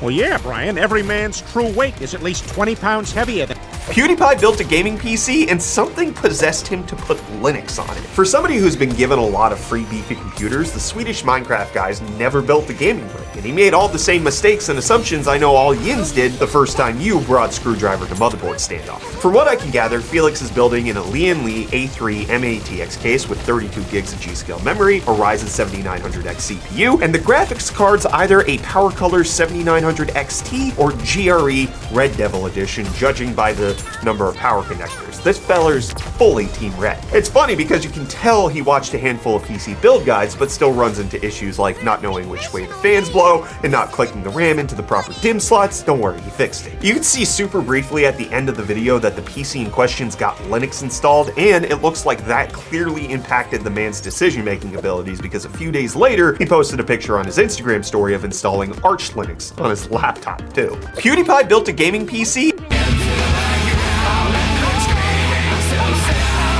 Hunter let that Jedi kid escape, or do you want to keep lying to us? I don't like to think of executing our commanders as a mission objective. An order is an order. None of this makes sense. Those clones served alongside General Balava for years. How could they turn on her like that? Because of the Reg's programming. What programming? It's been well documented that the Kaminoans inhibited the cognitive functions of clones to engineer them to follow orders without question. We sure don't. Obviously, we are different. They manipulated pre-existing aberrations in our DNA, resulting in your brute strength, Crosshair's sharpshooting skills, Hunter's enhanced senses, and my exceptional mind. My guess is we are immune to the effects of the programming. Though I can't be 100% certain of it. Why didn't I react like the others? The damage you sustained on Skako Minor most likely wiped out all of your preset behavioral modifications. Lucky me. Hunter let that Jedi. I go to 1-star rated restaurants to see if they're really that bad. Today we have King Sun. To the individual who gave you. I traveled across the galaxy to give our wisdom to a species that destroyed itself. But you survived.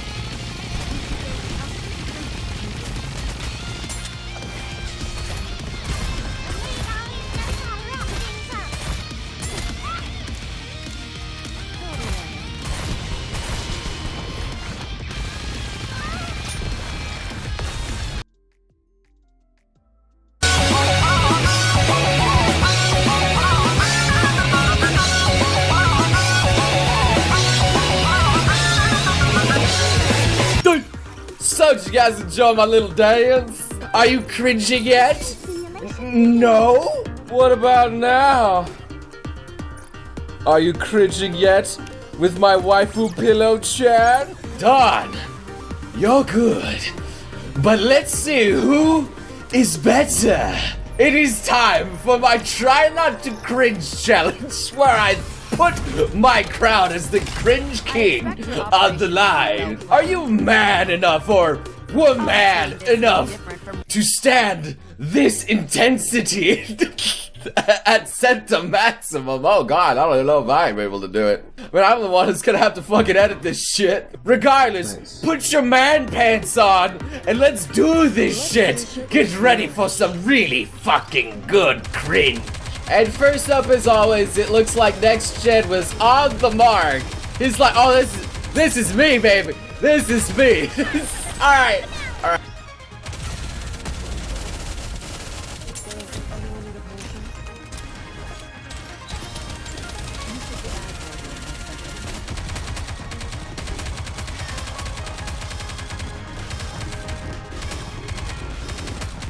I'm gonna take off those briefs. Staring at me like that, like you want to get inside of this. Oh my god. You piece of fucking shit.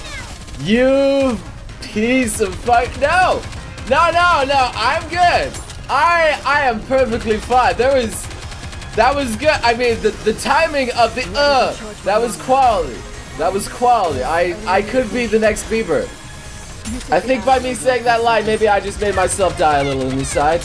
Rip, Try Not to Cringe challenge. What do you mean? No, I got this here, okay? Look. What's with the emojis? That just makes it worse.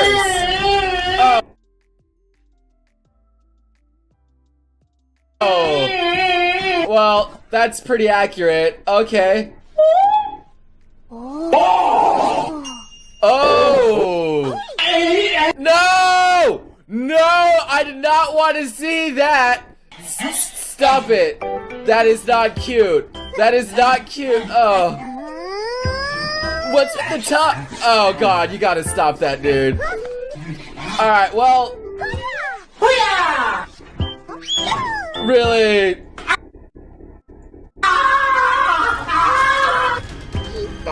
Why does Melon Pad do that? Why does Melon Pad do that? What the fuck is this shit? Holy crap, dude. I mean, he did like an amazing job there, I'm not gonna lie, alright? He nailed those scenes perfectly down verbatim. Like 10 out of 10, top quality, he is the best anime. Teens in China are putting cabbages on leashes and taking them for walks. Are you serious? What? That has to be some kind of joke. I mean, that's more interesting than it is cringe. Why are you taking cabbages on walks? Okay. Alright, I mean, I'm just, why? Chicken nuggets and fries. We don't go on dates. Hit stab. Oh. Oh no. Did the Burger King actually just do a dab meme? The official Burger King did like a weird, is this what like marketing has come to? Memes? Is everything devolving into memes? I can't take it. When Noble receives $100 by accident, Yeah, somebody donated $100 to me, and they meant $1, and they did it twice. I'll give you 2 guesses on who did this. Twice. When she says, don't come on my face, but it's too late, and she must accept her fate. Alright, oh god, some Eureka 7, oh, okay, well, that's lovely, really, like, oh god. Only in animes do girls get taken by nasty jelly monsters that, like, envelop them and do nasty things to their body. You know, that's the one thing I didn't quite like about that shit. Winning in life? And what do you want to do when you grow up? I want to look at boobies and make money off of it! Oh, baby Noble! Oh, baby Noble, you have a bright future ahead of you, sir. Let me tell you that right now. You're gonna be doing exactly that. I mean, honestly, that's like a dream job, right? The kids just don't know it yet. My hunt to destroy all anime begins today. No Chinese cartoon is safe from me. Oh, Lord, really? And what's with, like, the blur? Okay. Alright, mister. I realize, like, I'm not laughing. I'm just slowly dying on the inside as each one of these passes me by. Oh my, what did I do? Oh no, more Nep. Alright, what's this? Hello. Welcome to the Loewe Basilicom. Oh. Have you come to see Lady Whiteheart? Oh, hey. Have you properly conveyed your love? Have you properly conveyed your love? Have you properly conveyed your love? Oh no, financier. If you don't properly voice your feelings, if you don't properly No, voice please, your feelings, don't- if you don't don't properly financier voice your me. feelings, how can other people understand? No. How can other people understand? No. How can other Stop. people understand? Stop. Yes, I'm sure. Stop. Yes, I'm sure. Stop. I'm so glad. Fuck this game, I'm done. Fuck this shit. Oh god, what are you doing to me? What are you doing to pronunciation? I didn't want to see that. I'm just gonna ignore the English boys, the Japanese, but please. That's the only one I'll accept. I think this fits well. Oh god, what is this? Have you ever tried a disguise? A disguise? Alright. I can see We're going full memes. how to be a tsundere. Oh no! No, don't do this, Tsundere. What are you doing? Don't do this to me, man. Alright. That's lovely. I mean, this guy's a total meme now. Really? You just fucking did it with vodka? That's all you did? And now you're doing a mellow... No. You gotta stop. You gotta stop, man. There's a limit. There is a limit, man. I don't know, man. There's like a fine line between funny and cringe, and my god, is it a fine fucking line, because if you go into the cringe zone, you're not climbing your ass back to funny. Alright, Asuma, what do you got? I'm her Kirito. I'm his Asuna.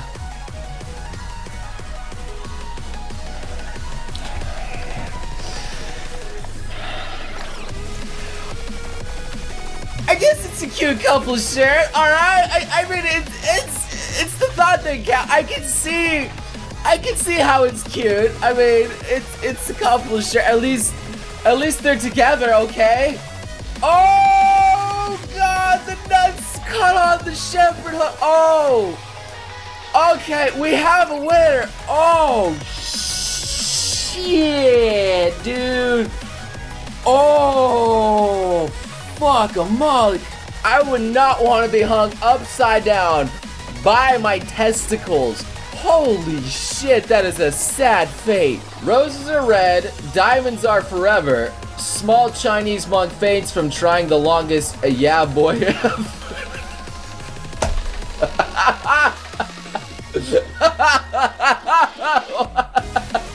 Really?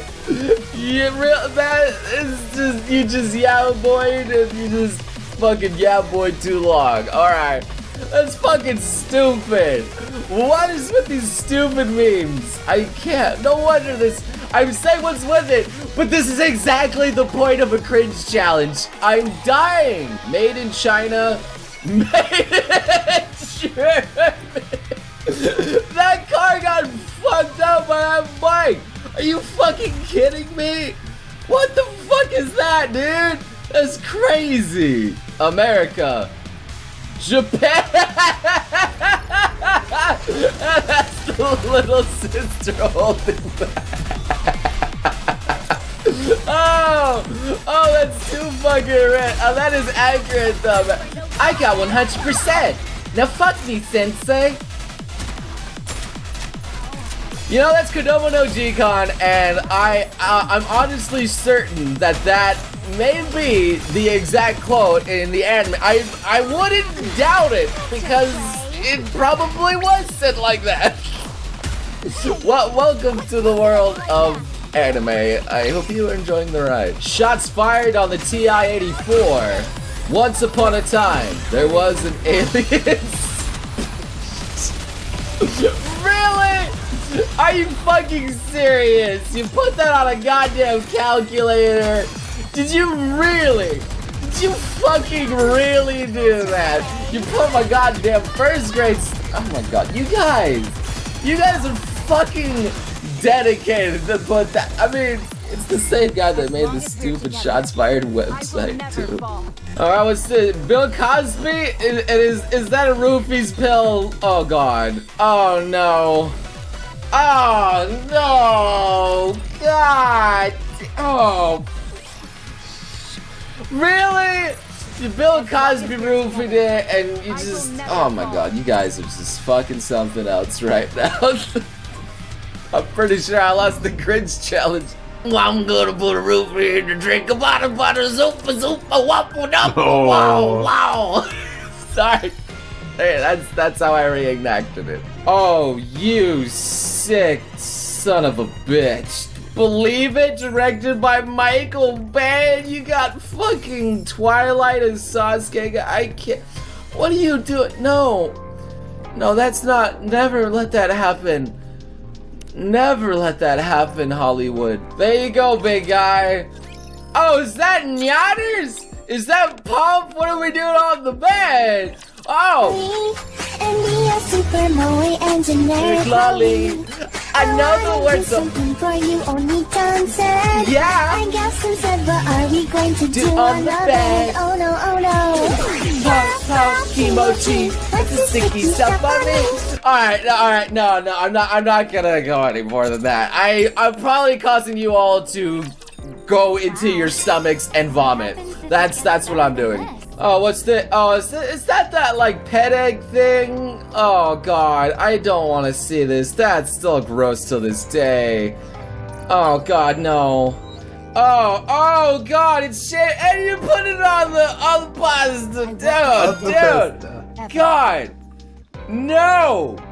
Holy shit. Oh, fuck, that is so fucking gross. Holy shit. Oh.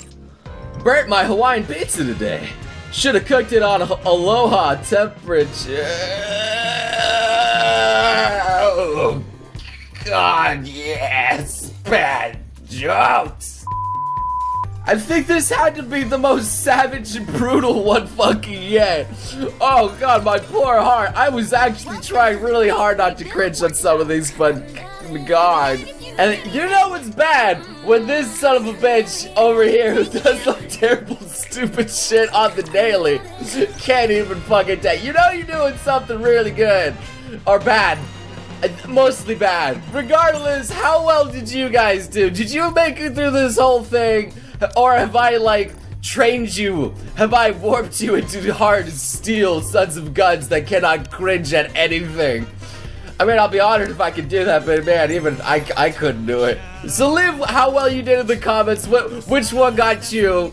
Oh man, there was quite a few. All right, quite a few from me.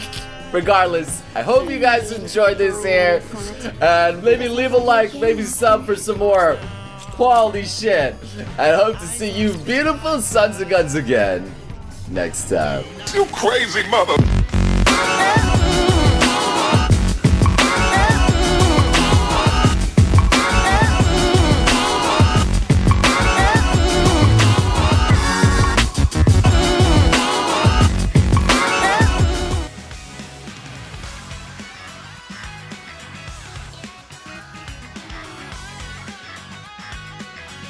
Happy New Meme Year!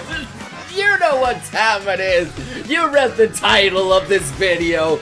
If not, well then you're a very loyal fan, and thank you for clicking on a video regardless of its content. Anyway, you know what it is. It's time for a Don't Laugh challenge. That's right.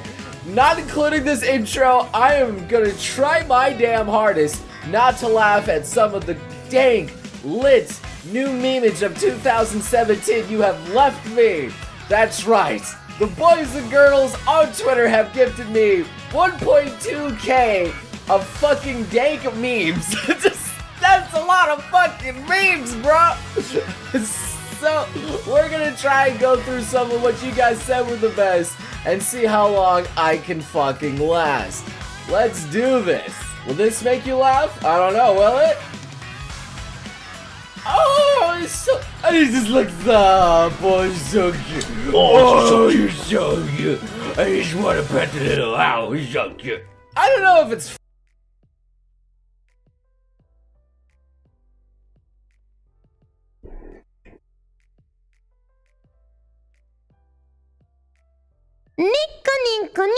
Chat, today we know you laugh, you lose. It is Bunny Girl Fillion, and this will be the last time we ever bring this outfit back on stream.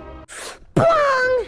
Chat, I'm moving to Iraq. You're never gonna see me again. No, I'm kidding. But anyway, it's been a few years and maybe it's time. But again, I'm not saying anything. Here we have the punishment wheel that stands before us. Bunny Girl Fillion outfit time. It is already at a weight of 2. Every time I laugh, I will increase the weight by 1. By the 5th laugh, it is pretty much guaranteed. So we will be bringing it back. It is happening no matter what. With that being said, chat, we have a bunch of other punishments. Gifting 50 subs. Unban the most unhinged recent ban. Jesus Christ. We're gonna have to release a criminal back onto the streets. DMing a friend show hole. Becoming wide. Making original jokes. Doing a wall run. That is going to be a new hole in the wall for sure. We will watch videos sent in by you guys. If they make me laugh, then we continue on with the stream, and I will spin the little punishment. If I don't laugh, you guys are cooked in 4K.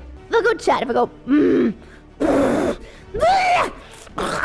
Yummy. I have rabies. That is not a laugh. Okay. But if I go, or anything that's an actual honest to God laugh, we spin the wheel. All right, let's begin. There's a floss emo, but I kind of want to try flossing first. Okay. Okay. This is me actually trying to floss. Yep. What is she? Hello? Why is she even rotating, bro? It looks like she's trying to screw herself into a box. What is going on? What is going on? And then this is the real floss. Wait.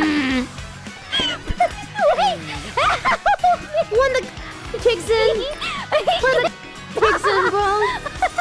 I wonder what her POV looks like right now. Oh my god. Jesus Christ. She's a little bit too real powerful. floss, everybody. Chad, someone make an edit of that where they play effing Riding in the 90s on that junk. You call yourself the battle rap terrorist, but that's a bad thing. Because even Osama bin Laden had back-to-back hits. What? You had dude! Bro, I got effing assassinated. That was not cool, dude. 3, 2, 1. Shut up, dude. Let's do it again, boys. Oh, the 50 subs. Gee! Okay. Oh my god, we have to unleash an effing terrorist. We're gonna have to unfree this effing man. Chat, let's make a rule we can't ban him again no matter what today. Who's got some weird unban requests? Twin Towers joke. I can't unban this guy. I can't unban this guy, chat. What does it say about the kids? What does it say about me? Let's check a couple more. Dylan, your tits look like Skittles on an ironing board. Free the tower. 1 for the effing 9/11 dude, 2 for this nerd. Who are we unbanning? This is so grim, bro. Is it Grim Adventures of Billy and Mandy? This guy? Hi. Hello. I really found your joke so funny. Haha. Welcome back, Lumfowl.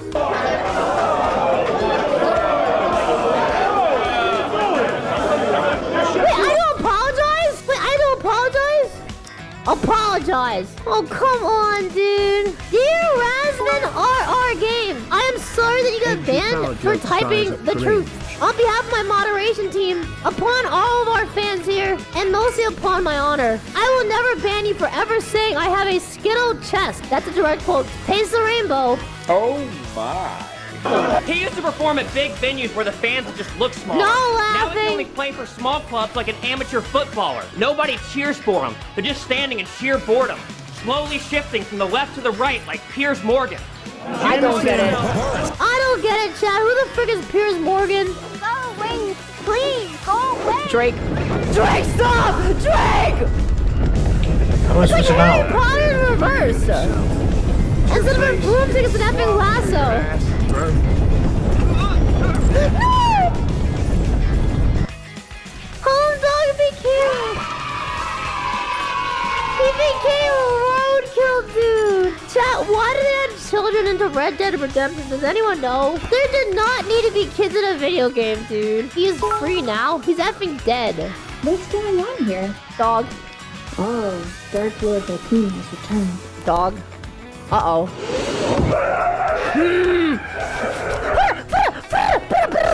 Chad, can I tell you guys something? I don't want to say that after being cringe. I'm kind of afraid of vacuums. It's only because the sound is like really loud and I'm acoustic. When the vacuum cleaner gets loud, I get scared like an effing small animal internally without my consent. Does that make me weak? Does that make me pathetic?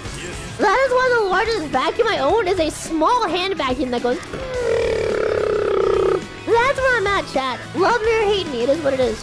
We have to re-engineer. What is this? When I see New York, Kanye. I definitely like that. I love New York. What is this? Make a reasonable remark about... Oh. But then I also picture I Am Legend. I Am Legend. Once people understand the value of fresh air. Look at this. We have real light out there and real air. Yep. Air conditioning and artificial light. It's just retarded. And I'm sorry. Chat, why does Kanye get so many skill checks? The poor effing dude. Like, my man just trying to exist day to day, and this is what happens to him, man. What is this? Some of the lights are afraid of you now. Oh? But I'll show them what fear really means. Alright, try your best. Where's he going?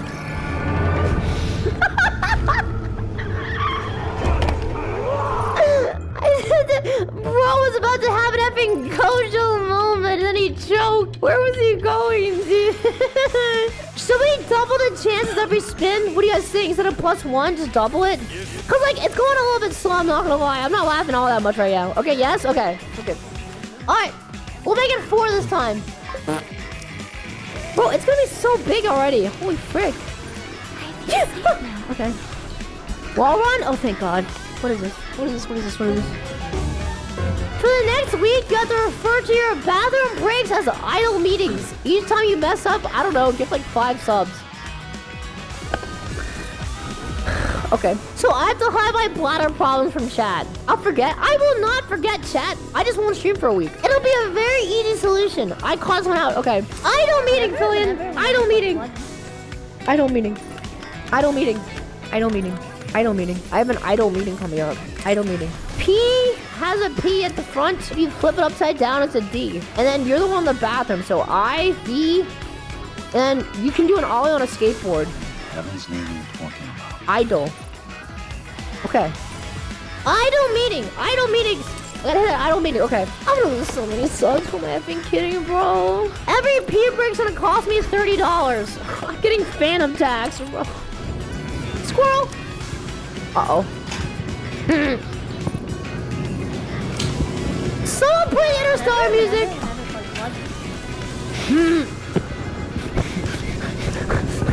Hey, go, little buddy! God dang it, dude. Go, little squirrel, go. Go, little squirrel, go!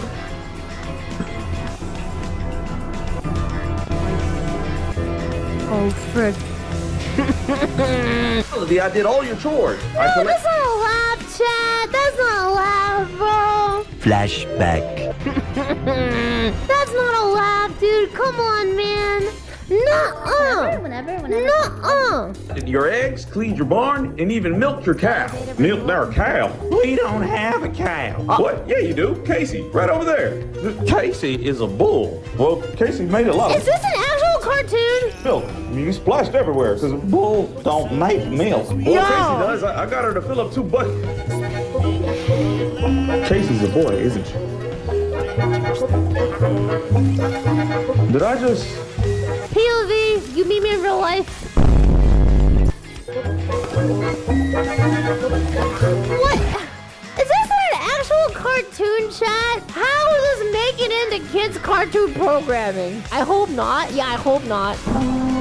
Hey, Trey, what's up, Dad? What? You just at the sink? Some water spilled on the floor by it. Oh, it was. Yeah, I was just washing my dish. Yeah, I'll get it up. That's my fault. I didn't see that. I was kind of rushing back because I got this movie on. I didn't want to miss it. So this was that deep to you? I mean, I wouldn't say it's deep. Let me see the remote. I missed the movie. Uh-oh. All right, let me put this into perspective for you. Picture I didn't walk into the kitchen first. Daddy's locking in. Your mom did. Okay? Okay. And she didn't see the wet spot. Right. So then she slipped in it. Now she dead. Her neck right on the counter. Then I come in. No. I see my woman, the mother of my kids. No. On the ground. Bad I go ending. to pick her up so I can take her to the hospital. But I didn't see the wet spot. Stop. I slipped in it. Now I'm dead. No. Now your sister. Are you She walked into the kitchen, seeing both the bodies of her parents, scarring her for life. Jesus. Years passed since she grew up without a father figure. Now she's selling her body. No! She met a pimp named Carlos. He ends up beating her. Stop! I can't take it. Now depressed because of the abuse and traumatized because of the death of me and her mom. She decided to get strung out on. So now your sister is a head with AIDS that's been abused. And both of your parents are dead because you wanted to rush and watch TV. Now tell me, was that worth it? That's not what I'm trying to do. It's decisions like that you don't get. You killing your family, Trey. No. You killing your family with these decisions. Now, if you just want to kill us, I can pass you my gun and you can do it already. I'm not trying to do that. I just didn't. You could have ruined your family because you want to rush.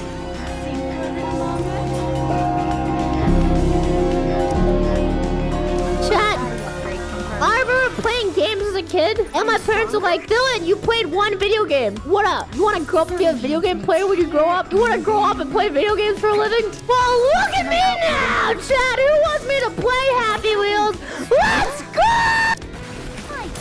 Oh, my brother. Well, you get a dream job interview in here, now I do a social media background check, or we're all done.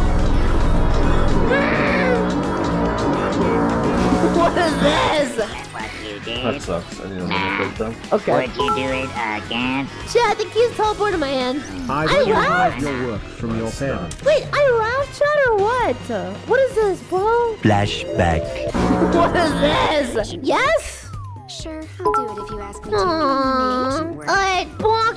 Jesus. It's already a third of the wheel, dude. 1, 2, 3. Woo! Hey? What is this? Become tall for 10 minutes. Okay. Let me try. 2 hours later. Okay. Chat, am I tall? What do you mean spin again? No, Chat, I'm tall. What do you guys think? 5-7 achieved. Okay, is this good enough, chat? I am now tall for 10 minutes. Built like Pippa? Okay. Chat, I am an effing giant from Skyrim right now. Who let Slenderman in? Okay. Do a flip? Okay. Chat, I'm gonna do the tallest flip you've ever seen. Here we go. 1, 2, 3. For Throda. What the